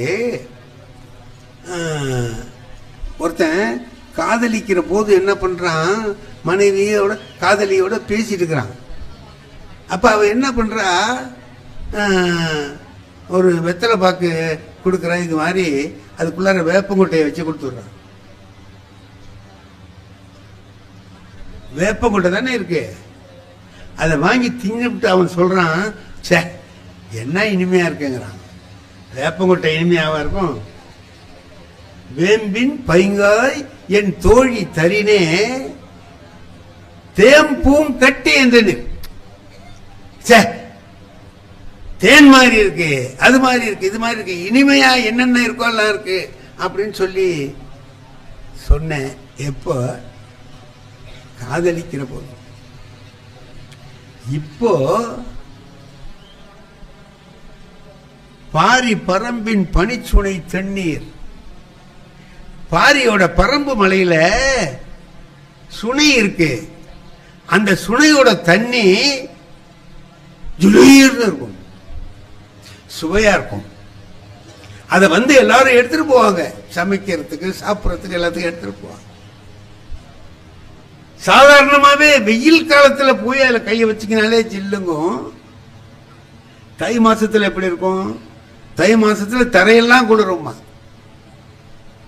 தை மாசத்துல அந்த பரம்பு மலையில இருக்கக்கூடிய இனிய சுனையில இருந்து தண்ணி கொண்டு வந்து அவ கொடுத்தான்னா அதை வாங்கி குடிச்சு பார்த்துட்டு, என்ன இவ்வளவு சூடா இருக்குங்கிற, உப்பு கரிக்குதுங்கிற, பனிச்சுனை தண்ணீர் எப்போவாது உப்பு கரிக்கும் ஐயா? வேப்பங்கா இனிப்பா இருந்த காலம் போய் இனிமையான இந்த தண்ணி உனக்கு கசக்குதுன்னா இதுக்கு என்ன காரணம்னு கேட்டாவ. வேப்பங்காயும் காரணம் இல்ல, இந்த சுனை தண்ணியும் காரணம் இல்ல, வேற எதிரா காரணம்னா அன்பின் பாலேன்னா. உங்ககிட்ட அப்ப அன்பு இருந்தது, இப்ப அன்பு இல்லை. இப்ப ஒண்ணு புரியுது நமக்கு, அன்புன்னு ஒண்ணு மட்டும் இருந்துட்டுதுன்னா, ஒரு சாதாரண ஒரு பழமொழி நம்ம ஊர்ல சொல்லுவோம், குற்றம் பார்க்கில் சுற்றம் இல்லை, குற்றம் பார்க்கில் சுற்றம் இல்லை. குற்றம்னு பார்க்க ஆரம்பிச்சிட்டோம்னா ஒவ்வொருத்தையும் ஒரு குற்றம் இருக்கும். என்கிட்ட ஒரு குற்றம் இருக்கும், என் மனைவிட்ட ஒரு குற்றம் இருக்கும், என் பையன் கிட்ட ஒரு குற்றம் இருக்கும். அதே எடுத்து வச்சு பார்த்தோம்னு சொன்னா அது பெருசா தெரியும். அதை மறந்துட்டு நல்லதை நினைச்சு பார்த்தோம்னா, ரெண்டு பேர் கணவன் மனைவி சண்டை போட்டுக்கிட்டு போறாங்க, எங்களுக்குள்ள கணவன் பிடிக்கலங்க அப்படின்னு சொல்லிட்டு போறாங்க ஒரு பெரியவர்கிட்ட. அந்த பெரியவர் என்ன பண்ணாரு, உட்காருங்கன்னு சொல்லிவிட்டு ரெண்டு பேர்ட்டையும் ரெண்டு தாள் கொடுத்து, இதுல உன் கணவன் மேல இருக்கக்கூடிய, உன் கணவன்கிட்ட இருக்கக்கூடிய என்னென்ன தப்பு, அவன் செய்யற தப்பு என்னென்ன, குற்றம் என்னென்னங்கிறத ஒரு பக்கத்துல எழுது, பின் பக்கத்துல அவகிட்ட இருக்கிற நல்லது என்னன்னு எழுது. அவங்கிட்ட சொன்னான், உன் மனைவி கிட்ட இருக்கக்கூடிய தப்பு என்னன்னா, நல்லது என்னன்னா, ரெண்டையும் இந்த பக்கமும் அந்த பக்கமும் எழுதிட்டு வாங்கன்னா. எத்தனை நம்பர் போட்டு எழுதுறான்னா, எவ்வளவு தப்பு இருக்கு, 9 தப்பு இருக்கு, எவ்வளவு ரைட் இருக்கு, 15 தப்பு இருக்கு, இன்னும் நல்லது இருக்கு. ஏன் 15 நல்லதை மறந்துட்டு 9 தப்பையே நினைக்கிறியே, தப்பு இல்லாதவன் யார்தான் இருக்கான்? ஏதாவது ஒரு குறை இருக்கும், அந்த குறையை நீக்கிட்டு இது பார்க்கணும்னா, அதனால்தான் அவன் என்ன பண்றான், வேப்பங்காய நல்லா இருக்குங்கிறான், தண்ணிய நல்லா இல்லைங்கிறான். என்ன காரணம்? அன்பு. திருவள்ளுவர் சொல்றார், அன்பை முதல்ல போடு. சரி, லாபம், ஒரு வியாபாரம் பண்ணோம்னா லாபம் வரணும்ல நமக்கு. என்ன அதுல லாபம் இருக்கு அப்படின்னா, அதோடைய பயன் வேணும்ல. என்ன பயன்? அறம் செய்வதுதான் பயன். 4 பேருக்கு நல்லது செய்யலாம்டா. குடும்பத்தில் இருந்தீன்னா, தனியா இருந்தா உன்னால முடியாது. அன்பும் அரணும் உடைத்தாயின் இல்வாழ்க்கை பண்பும் பயனும் அது. இப்ப இப்படி செஞ்சு நீங்க வாழ்க்கையை நடத்துகிற பொழுது அந்த வாழ்க்கையில இந்த அறம் வந்துடுது. அறத்தை யார் என்ன அறம்ங்கிறது என்ன? ஊருக்கெல்லாம் போய் தர்மம் பண்ண, வீட்டுல இருந்து நல்லது செஞ்சாலே அறம் தானே. அவரு திருமூலர் சொல்றாரு, எது பெரிய அறம்னா, இன்னொருத்தங்கிட்ட சிரிச்சு பேசினாலே அறம் தான்டா. யாவர்க்குமாம் பிறருக்கு இன்னொரு. நீ சும்மா சிரிச்சு பேசு. சிரிச்சு பேசுறதுக்கு முடியுங்களா? ஒருத்தன் என்ன ரொம்ப முட்டா பய, முரட்டு பய, சோம்பேறி பய, தின்ன தொங்கி பய. யாரோ 2 பேர் தெருவில் பேசிட்டு போறான். திருமூலர் சொல்றது கரெக்ட் தான் பேசுறான். என்ன திருமூலர் சொல்றது கரெக்ட்? இவன் போனா என்ன, இவன் சோம்பேறி பய, திண்ணையில படுத்துக்கிற பய. என்ன திருவள்ளுவர் சொன்னது சரிதாங்கிறீங்க, திருமூலர் சொன்னது என்னன்னு கேட்டான் அவர்கிட்ட போய். அவன் சொன்னான், திருமூலர் சொல்றாரு நல்ல தர்மங்களை அறங்களை எப்படி செய்யலாம்னு அவர் சொல்லியிருக்கிறாரு. எங்க இருக்கு அவர் வீடு? இங்க இருக்கு. கொஞ்சம் சுலபமான விஷயமா சொல்லுவாரா? சொல்லுவா, நல்லா சொல்லுவார். போங்க போய் கேளுங்க. இவன் அவர்கிட்ட வீட்டை தேடி போய் கேட்கிறான், நீங்க தான் திருமூலரான்னு கேட்டான். ஆமான்னு. நீங்க என்னமோ நான் இந்த மாதிரி உள்ளவன், நான் ஒரு சோம்பேறி பையங்க, முட்டா பைய, தின்ன தூங்கி தடிராம, எனக்கு செய்யற மாதிரி ஒரு நல்ல காரியம் சொல்லுங்க. இந்த நல்ல காரியத்தை செஞ்சா போற கதிக்கு நல்ல கதிங்கிறாங்க, அதனால நீங்க சொல்லுங்க. அப்படி செய்றியா, செய்யணும்னு ஆசைப்படுறியா, எளிமையா இருக்கணும்னு நினைக்கிறேன் இல்லையா? ஆமா, சரி.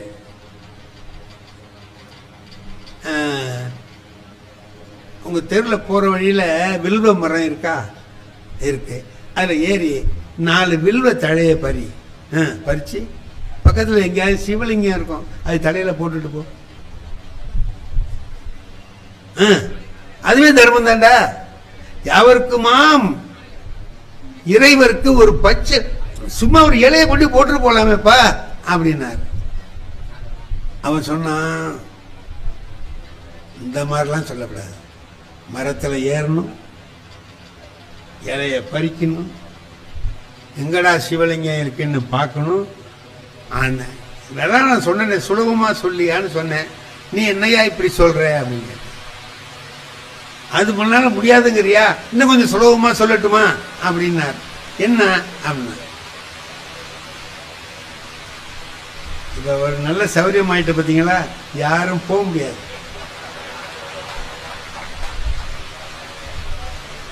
பிடிக்குதோ பிடிக்கலையோ உட்கார்ந்தாங்க, வெளியில யாரும் நிக்க முடியாது, உள்ள வந்துடுவாங்க. மழையை நாம சொல்லக்கூடாது, மாமழை போற்றதும் மாமழை போற்றதும். சரி என்ன செய்யலாம், எனக்கு அந்த பச்சளை எல்லாம் முடியாதுங்க. சரி அப்போ நீ ஒண்ணு செய்ய, போற வழியில புல்லு இருக்கும்ல, ஆமா அதை புடுங்கி பசுமாட்டு வாயில கொடுத்துட்டு போடான்னு. அது ரொம்ப சுலபம் தானே, புல்ல புடுங்கி மாட்டு வாயில கொடுத்துட்டு போ. யாவருக்குமாம் பசுவுக்கு ஒரு வாயுரை. நான் தான் சொன்னேன்ல, நான் சோம்பேறி, என்னால முடியாதுன்னு சொன்னேன்ல. குனி, புல்ல புடுங்கு, மாட்டு வாயில கொடுக்கும் போதே மாட்டு வாயில கொடுத்தாக்கா அது கடிச்சாலும் போச்சு. இதெல்லாம் என்னத்துக்கு, எனக்கு வேண்டாம், நீ ஒன்றும் சரியா வர மாட்டே போறேன்னா. திருமூலர் சொன்னார், போயிடாத இரு, இதை விட சுலபமா நான் ஒன்று சொல்றேன். என்னன்னா, சாப்பிடுவியா? சாப்பிடுறேன். எத்தனை வேளை சாப்பிடுவேன்? ஒரு 3 வேளை சாப்பிடுவேன். அப்படின்னா நீ சாப்பிடுற போது யாராவது ஒருத்தர் எனக்கு பசிக்குதுன்னா நீ வச்சிருக்கிற சாப்பாட்டுல ஒரு புடி எடுத்து அவனுக்கு கொடுன்னு, ஒரே ஒரு புடி எடுத்து அவனுக்கு கொடு. யாவருக்குமாம் உண்ணும் போது ஒரு கைப்பிடி தான், ஒரு கிண்ணத்தில் அள்ளி கொண்டாந்து கொடுங்கலாம் சொல்லல, ஒரு கைப்பிடி சோறு எடுத்து கொடு. அவன் சொன்னா, நான் திங்கிறது எனக்கே பத்தல, இதுல இவனுக்கு இன்னொருத்தனுக்கு எப்படியா கொடுக்கறது, இதெல்லாம் சரியா வராதுன்னா இன்னொன்னு சொல்றேன்னார். கடைசியா சொன்னார், யாவருக்குமாம் பிறருக்கு இன்னுரை தானே, எல்லாத்தையும் இனிமையா பேசுப்பா, அதே போதும்னா. எனக்கு அந்த மூஞ்சே கிடையாதுன்னு, அந்த மாதிரி மூஞ்சி எனக்கு இல்லைங்க. இப்ப என்னதான் பண்றதுன்னா, இதை விட சுலபமா ஏதாவது தெரியுமான்னா, அடுத்த தெருவில் திருவள்ளுவர் இருக்காரு, அவரை போய் கேளுங்க, அவர் இதை விட சுலபமா சொல்ற ஆள் தான் போ. திருவள்ளுவர்கிட்ட போனா என்னையா இந்த மாதிரி அந்த ஆள்கிட்ட போனா, அந்த சொன்னா ஏதாவது சுலபமா செய்யறதா இருந்தா சொல்லு, அவன் மாதிரியே நீட்டமா சொல்றேன்னா நீ சொல்ல வேண்டாம் அப்படின்னு. நான் சுலபமா சொல்றேன், நீ ஒன்றும் செய்ய வேண்டாம். இது நல்லா இருக்கேன்னா நீ எதுவுமே செய்ய வேண்டாம். அப்ப மனத்துக்கண் மாசு இலனாதல் அணை. மனதில் குற்றமில்லாமல் இரு, அது போதும். அதுவே அறம் தான். நீ வேற ஒன்றும் செய்ய வேணாம், மற்றதெல்லாம் சும்மா ஆரவாரம் அப்படின்ட்டு. இது தேவலாமேன்னா திருவள்ளுவர் சொன்னார், நீங்க போங்க, நாளைக்கு என்னை வந்து பாருங்க. இந்த பாரு, ஏன் தினம் வர சொல், நாளைக்கு வாங்க பேசிட்டு போய் வாங்கினேன். இவன் போயிட்டான், மறுநாள் வந்தான். என்ன நான் சொன்னபடி செஞ்சிட்டு இருக்கீங்களான்னு கேட்டார் திருவள்ளுவர். ஆமாங்க அப்படிதான், மனதில் குற்றம் இல்லாமல். அப்படி சொன்னா பத்தாது, போனதுக்கு பிறகு நடந்ததெல்லாம் எனக்கு கொஞ்சம் சொல்லுங்க. என்ன நான் போனேங்களா, இந்த அடுத்த வீட்டுல ஒருத்தன் மாடு வாங்கிட்டு வந்து கட்டியிருந்தான். அதானே, பாக்கி நான் சொல்றேன் திருவள்ளுவர். என்ன இந்த பைய மாடு வாங்கிட்டான்னு நினைச்சிருப்பியே நீ? ஆமா நினைச்சேன். கரெக்டியா? அடுத்தபடி இதே மாதிரி மாடு இதை விட 2 படி கூட கறக்கிற மாதிரி நம்ம வாங்கணும் அப்படின்னு நினைச்சிருப்பியே? என்ன? ஆமா ஐயா, எப்படியா உனக்கு தெரியுது? அது அடுத்தபடி சொல்றேன், அது நம்மளால முடியாதுன்னு உனக்கு தெரியும். சோம்பேறித்தனமா இருக்கிறோம், நம்மளால முடியாதுன்னு. அப்ப அவன் வச்சிருக்கிறவன் மேல கோபம் வந்திருக்குமே உனக்கு. ஆமா, கோபம் தான் வந்தது. அவன் மாடு எங்க வீட்டு பக்கமா நின்று சாணி போட்டுச்சு, அவனை பிடிச்ச. மாடு வாங்க தெரியுது, கொட்டாய் கட்ட தெரியலையோ, தெருல விட்டு எங்க வீட்டுக்கிட்ட வந்து சாணி போடுது, மாடு நான் அங்க போங்கடா அப்படின்னு அவனை சொன்னேன். அதான் சொல்லியிருப்பியே நீ, கோபமா கடுமையான வார்த்தைகளை பேசியிருப்பியே. என்ன? ஆமாண்ணா, இது நாளும் செஞ்சா நீ இந்த அறம் செய்யலேன்னு அர்த்தம். நான் சொன்ன மனதுக்கண் மாசிலனாதல் உங்ககிட்ட இல்லைன்னு அர்த்தம். அழுக்காறு அவா வெகுளி இன்னா சொல் 4ம் இழுக்கா இயன்றது அறம். அப்ப அவன் சொன்னான், உனக்கு அந்த ஆளே தேவலான்ட்டான். உங்ககிட்ட வந்தா வாழ்நாள் புறாவும் கஷ்டப்படணும் போல இருக்குடா, அந்த ஆளே தேவலான்னா. என்னடா பெரிய தர்மம், வாழ்க்கையில வாழ்வதில் என்ன பெரிய விஷயம்னா என்ன செய்யலாம்? அறம் செய்யணும், மனதிலே குற்றம் இல்லாமல் இருக்கணும் அப்படின்னு சொல்லி சொன்னா நல்லது செய்யலாம். எப்படி நல்லது செய்யறது? 4 பேருக்கு உதவி செய்யலாம், 10 பேருக்கு சாப்பாடு கொடுக்கலாம், கோயிலுக்கு போகலாம், சாமி கும்பிடலாம். இங்க தவத்திரு குன்றக்குடி அடிகளார் இருந்தாங்க. அவங்க ஒரு நல்ல செய்தி ஒன்று சொல்லுவாங்க, அருமையான செய்தி. பழனிக்கு பக்கத்துல ஒரு 25 கிலோமீட்டருக்கு அந்தாண்ட ஒரு ஊர் இருக்கு. அந்த ஊர்ல உள்ள ஒருத்தர் வாழை பயிரிடணும்னு நினைச்சார், மலை வாழை. அவர் பெரிய தோப்பு, அதுல மலை வாழை கன்றுகள் வாங்கிட்டு வந்து வச்சு வளர்க்கிறார். அப்ப அவர் வேண்டிக்கிறார், பழனி முருகனுக்கு வேண்டிக்கிறார், முருகா இது நல்லா விளைஞ்சி தாரெல்லாம் நல்லா விட்டதுன்னா முதல் தாரை உனக்கு நான் கோயிலுக்கு கொடுத்துட்றேன்னு வேண்டிக்கிறேன். அப்படியே விளையுது. பாத்தீங்கன்னா ஒரு ஆள் உயரத்துக்கு தாரு, பெரிய பெரிய பழமா இருக்குது. அவருக்கு ரொம்ப மகிழ்ச்சி, முருகனை வேண்டிக்கிட்டோம், அருமையா அந்த தார் வந்திருக்குது அப்படின்னு சொல்லிட்டு. இப்போ அதை பார்த்தோன்னே முதல் தாரை எடுத்தாரு, பழுக்க வச்சாரு. இதை கொண்டுட்டு போய் ஒரு ஆளை கூப்பிட்டாரு, அவன்கிட்ட கொடுத்து இதை கொண்டு போய் கோயிலில் கொடுத்து ஈவோ விட்ட ரசீது வாங்கிட்டு வா. எண்ணி பார்த்தாரு, பழம் 300 பழம் இருக்கு. 300 பழம் அதுல இருக்கு. 300 பழத்தையும் கொண்டு கொடுத்துட்டு ஐயாட்ட ரசீது வாங்கிட்டு வான்னு இவன் கொண்டு போனா. பழனி கோயிலில் கொண்டு கொடுத்தான். கோயில் அதிகாரிகிட்ட சொன்னா ரசீது கொடுங்கன்னா அவர் எண்ணி பாருங்கடான்னார். 294 பழம் தான் இருந்துச்சு, ஒரு 6 பழம் இல்லை. என்ன நடந்திருக்கு அப்படின்னா, வழியில அவனை கொண்டு போய் குடுன்னு சொன்னார்ல, குடுன்னு சொன்னவரு தூக்கிட்டு போறவன் வழியில பசியா இருந்தா சாப்பிடுவணுமே அப்படின்னு ஒரு 10 ரூபா பணம் கொடுக்க மறந்துட்டார். 25 கிலோமீட்டர் தூரம் நடந்து தூக்கிட்டு போறான்னா அவனுக்கு வெயில் எப்படி இருக்கும், கஷ்டம். பசியா இருந்தது, தாங்கல பசி, நடக்க முடியல, எடுத்து வச்சான். அதுல ஒரு 6 பழத்தை எடுத்து சாப்பிட்டுட்டான். 6 பழத்தை தின்னுட்டான். கொண்டு கொடுத்தான். அவர் 300 இருந்தது 294 போயிட்டு 6 குறைஞ்சிடுச்சு. அவர் ரசீதை கொடுத்தாரு, அவன் வாங்கிட்டு வந்து இவர்கிட்ட கொடுத்துட்டான். இல்லை என்னடா 300 பழம் கொடுத்தா 294 தான் வந்ததுன்னு சொல்லி அந்த ஆளு எழுதி கொடுத்துருக்காரு, 6 பழம் எங்கடான்னு. ஐயா பசியா இருந்தது, நான் சாப்பிட்டுட்டேன்.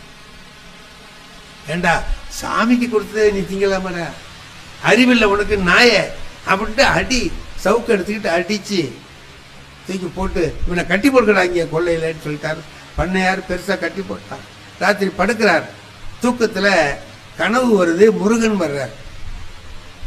எப்பா நீ அனுப்பின பழம்லாம் ரொம்ப சுவைனா அந்த சுவை தான்டா, அற்புதமா இருந்துச்சுன்னார்.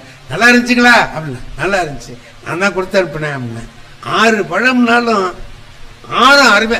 6 294 கோவிலுக்கு அனுப்பினேன் அப்படின்னா, அதை பத்தி எனக்கு தெரியாது, 6 வந்து சேர்ந்ததுன்னா.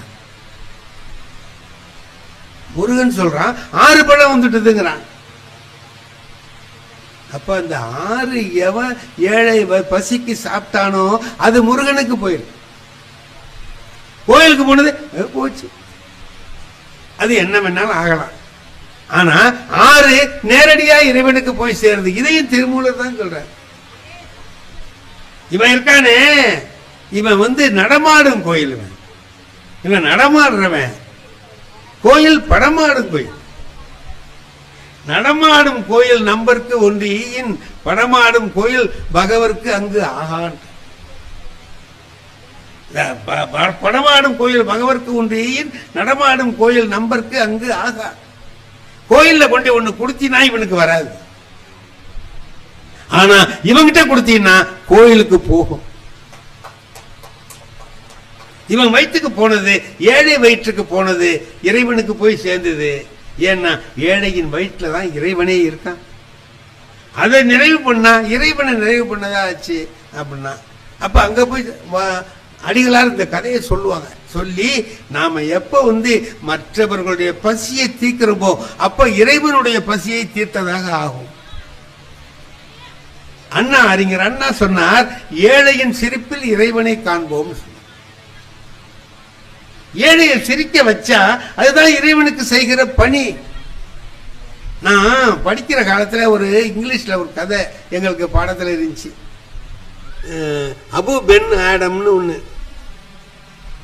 அதுல வந்து அவன் என்ன செய்யறான், நல்லவனாகிறான். யாராவது கண்ணு தெரியாதவன் இருந்தானா அவனுக்கு உதவி செய்யறான். ஒரு அம்மா ஒரு பொருள் வாங்கணும்னு சொல்லி சொன்னா அவங்களுக்கு வாங்கிட்டு வந்து கொடுத்துட்டு போறான். பள்ளிக்கூடத்துக்கு லேட்டா போய் அடி வாங்கினாலும் இதெல்லாம் செய்யறான். எல்லாருக்கும் உதவி செய்யறான். பார்வை இல்லாதவர் பஸ் ஸ்டாண்டுக்கு போகணும்னா கொண்டு விட்டுட்டு போறான். ஒரு நாள் ராத்திரி தூங்கிட்டு இருக்கான், என்னமோ சத்தம் கேட்குது. முழிச்சு பார்க்கறான், ஒரு தேவதை முழிச்சு என்னமோ ஒரு பேப்பர் வச்சு எழுதிக்கிட்டு இருக்கு, இப்படி எழுதுது. அப்ப இவன் முழிச்சிட்டு கேட்டான், யாரு நீ? நானா தேவதை. என்ன எழுதிக்கிட்டு இருக்க? என்ன? யாரெல்லாம் ரொம்ப கடவுள் பக்தி உள்ளவங்களா இருக்கிறாங்கிறத லிஸ்ட் எடுத்துக்கிட்டு இருக்கேன். கடவுள் பக்தி ரொம்ப உள்ளவங்க யார் யாருன்னு லிஸ்ட் எடுத்துக்கிட்டு இருக்கேன். அபு பென் கேட்டான், என் பேர் இருக்கான்னு கேட்டான். அது படிச்சு பார்த்துட்டு, உன் பேர் இல்லையே, உன் பேர் இல்லையப்பா. இல்ல, சரி போ வந்துட்டான். அப்புறம் ஒரு நாள் இதே மாதிரி முடிச்சு பார்க்கறான், ஒரு தேவதை எழுதிக்கிட்டு இருக்கு. என்ன எழுதுறேன்னா, கடவுள் யார்கிட்ட ரொம்ப பக்தியா இருக்கிறார், யார்கிட்ட ரொம்ப அன்பா இருக்காருன்னு நான் லிஸ்ட் எடுக்கிறேன். என் பேர் இருக்கான்னா, உன் பேர் தான் முதல் பேரா இருக்கு. ஏழை எளிய மக்களுக்கு உதவி செய்கிறவனை கடவுள் வந்து கும்பிடுறார். நீ கடவுள்கிட்ட போய் கும்பிடணும், அவர் இங்க வந்து கும்பிடுவார்னா. ஏழை எளிய மக்களுக்கு செய்வது, குடும்பத்தில் இருந்து நல்லது செய்யறது என்ன அப்படின்னா, ஒரு பெரிய பணக்காரர் இருக்கிறார், பெரிய பணக்காரர், நிறைய சாப்பிடுவார், அருமையான சாப்பாடுலாம் சாப்பிடுவார். அவருக்கு ரொம்ப கவலை, தூக்கம் வராது, தவிப்பார், கஷ்டப்படுவார். மத்தியான நேரத்தில் சாப்பிடவும் முடியல, கொள்ள முடியல, அப்படி என்னென்னமோ கவலைகள் இருந்துச்சு அவருக்கு. என்னடா இப்படி இருக்க, இவ்வளவு கோடி கோடியா பணம் இருக்கு, தூக்கம் வர மாட்டேங்குது, மனசுல ஒரு நிம்மதி இருக்க மாட்டேங்குது, என்னடா வாழ்க்கை இது அப்படின்னு நினைச்சுக்கிட்டு இப்படி போறாரு. கொள்ள பக்கமா போய் இப்படி வயல்ல போறாரு. அங்க ஒரு உழவன் உழுதிட்டு இருக்கிறான். எப்போ மத்தியானம் வெயில்ல மேல சட்டை இல்லாம தலையில முண்டாசை கட்டிக்கிட்டு ஏர் ஓட்டுறான். ஹாயின்னு தெம்மாங்கு பாட்டு பாடிக்கிட்டு ஓட்டுறான்.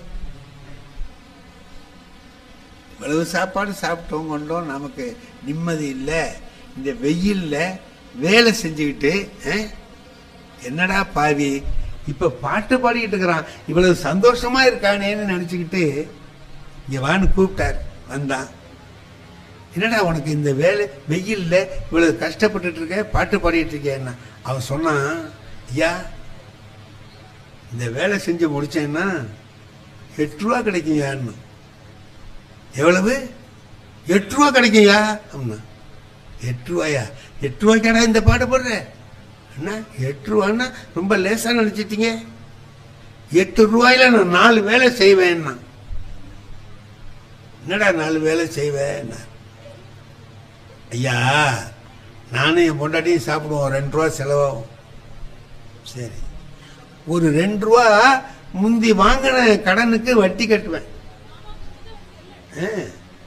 இன்னொரு 2 ரூபா வட்டிக்கு கொடுப்பேன். 6 ரூபா ஆச்சுங்களா? ஒரு 2 ரூபா தர்மம் பண்ணுவேன், சாப்பிடுவேன், படுப்பேன், தூங்கிடுவேன், மறுநாள் காலையில் வந்து வேலை செய்வேன். 8 ரூபா இப்படின்னு வரிசையா வரும். என்னடா வட்டிக்கு கொடுப்பேன், வட்டி கட்டுவேன்னு சொல்றிய, என்னடா அவனுக்கு புரியலையப்பான்னார். ஒன்றும் இல்லைங்க, நானும் என் மனைவி சாப்பிட்றதுக்கு 2 ரூபா செலவாகும். சரி, என்னமோ வாங்கின கடனுக்கு வட்டி கட்டுவேன் நீ. ஆமா, எங்க அப்பாவும் அம்மாவும் எங்க வீட்டில் இருக்காங்க, அவங்கள காப்பாத்திட்டு இருக்கேன், வயசானவங்களை, அதுக்கு 2 ரூபா செலவாகுது. அவங்க எனக்கு செஞ்சாங்க முந்தி, அதுக்கு நான் இப்போ வட்டி கட்டிட்டு இருக்கேன். 2 ரூபா வட்டிக்கு கொடுக்குறேன். எனக்கு 2 பிள்ளைங்க இருக்குங்க, அதுகளை படிக்கிறதுக்கு செலவு பண்ணிட்டு இருக்கேன், அதுக்கு 2 ரூபா செலவாகுது, அது வட்டிக்கு கொடுக்குறேன், நாளைக்கு அவன் எனக்கு கொடுப்பான். தர்மம் பண்றேன்னு சொன்னேன். எங்க அக்கா திருமணம் பண்ணி கொடுத்தோம், அவங்க வாழ்க்கையில கஷ்டமா போச்சு, இப்ப அவங்க பிள்ளையோட சேர்த்து இங்க வந்திருக்காங்க, அவங்கள நான் வச்சு காப்பாத்துறேன், அதுக்கு 2 ரூபா செலவாகுதுன்னா. இது நான் செய்யற தர்மம், என்னால முடிஞ்ச தர்மம் இது. அப்ப அவன் நினைச்சான், ஒரு 8 ரூபா தான் வருது அவனுக்கு, ரொம்ப வரல, நம்மகிட்ட 8000 கோடி இருக்கு, கவலையா இருக்கு. அவன் 8 ரூபாய் வச்சுக்கிட்டு இவ்வளவு சௌரியமா என்னென்ன காரியத்தை செஞ்சேன், சௌரியமா போச்சு, என் கடமை முடிஞ்சதுன்னு நினைச்சுக்கிட்டு சந்தோஷமா இருக்கானே, இது நமக்கு தெரியலையேன்ட்டு பாருங்க. வாழ்க்கை என்பது நாம நம்முடைய வாழ்க்கையை எல்லா வகையிலும் நாமே அனுபவிக்கணும்னு. என்ன ஒருத்தன் கேட்கிறான், உன் மனைவியோட சேர்ந்து சந்தோஷமா இருந்தேங்கிறியே, அந்த இன்பம் எப்படி இருந்ததுன்னு கேட்டான். உலகத்துல யாராலையாவது சொல்ல முடியுமா? இத திருவள்ளுவர் ஒருத்தர் தான் சொன்னார். நீயே சம்பாதிக்கணும்டா, அதுல ஊடு கட்டணும். நான் சம்பாதிச்ச, ஏன்னா நான் சம்பாதிச்ச கட்டின ஊடுங்கிறது வேற, எங்க அப்பா கொடுத்துட்டு போன ஊடுங்கிறது வேற. எங்க அப்பா கொடுத்துட்டு போன ஊடா இருந்தா கரையா முடிச்சாலும் நான் கவலைப்பட மாட்டேன். ஏன்னா அது எவ்வளவு கஷ்டப்பட்டு கட்டினதுங்கிறது எனக்கு தெரியாது. ஆனா நான் சம்பாதிச்சு கட்டினேன் பாருங்க, ஒவ்வொரு ரூபாயும் எனக்கு தெரியும். துண்டு எடுத்து தொடச்சிட்டு உட்கார்ந்துருப்பேன். அவன் வீட்டுல இருந்து அவன் சம்பாதிச்ச பணத்துல எல்லாருக்கும் கொடுத்துட்டு அவனும் சாப்பிட்டுட்டு அப்படி உட்கார்ந்து நிம்மதியா இருக்கான் பாருங்க, அப்ப அவனுக்கு ஒரு மகிழ்ச்சி வரும்ல. அவன் வீட்டுல அவன் சம்பாதிச்ச பணத்துல மற்றவங்களுக்கு கொடுத்துட்டு இவன் சொன்னான் பாருங்க, எங்க அப்பா அம்மாவுக்கு கொடுக்குறேன், பிள்ளைங்களை படிக்க வைக்கிறேன், கஷ்டப்பட்டவங்களுக்கு ஒரு உதவி செய்யறேன், இவ்வளவு செய்யறேன்னு சொன்னால, அப்படி எல்லாம் செஞ்சுட்டு உட்கார்ந்து இருக்கும் போது எப்படி அந்த உழவன் ஒரு இன்பத்தை அனுபவிக்கிறானோ, அது போன்ற இன்பம் தான் நானும் அவளும் கூடி அனுபவித்த இன்பம். தம்மில் இருந்து தமது பார்த்து உண்டற்றால் அம்மா அறிவை முயக்குன்னு சொல்லி திருவள்ளுவர் சொல்லுகிறார். ஆகையினால என்னுடைய அருமை நண்பர்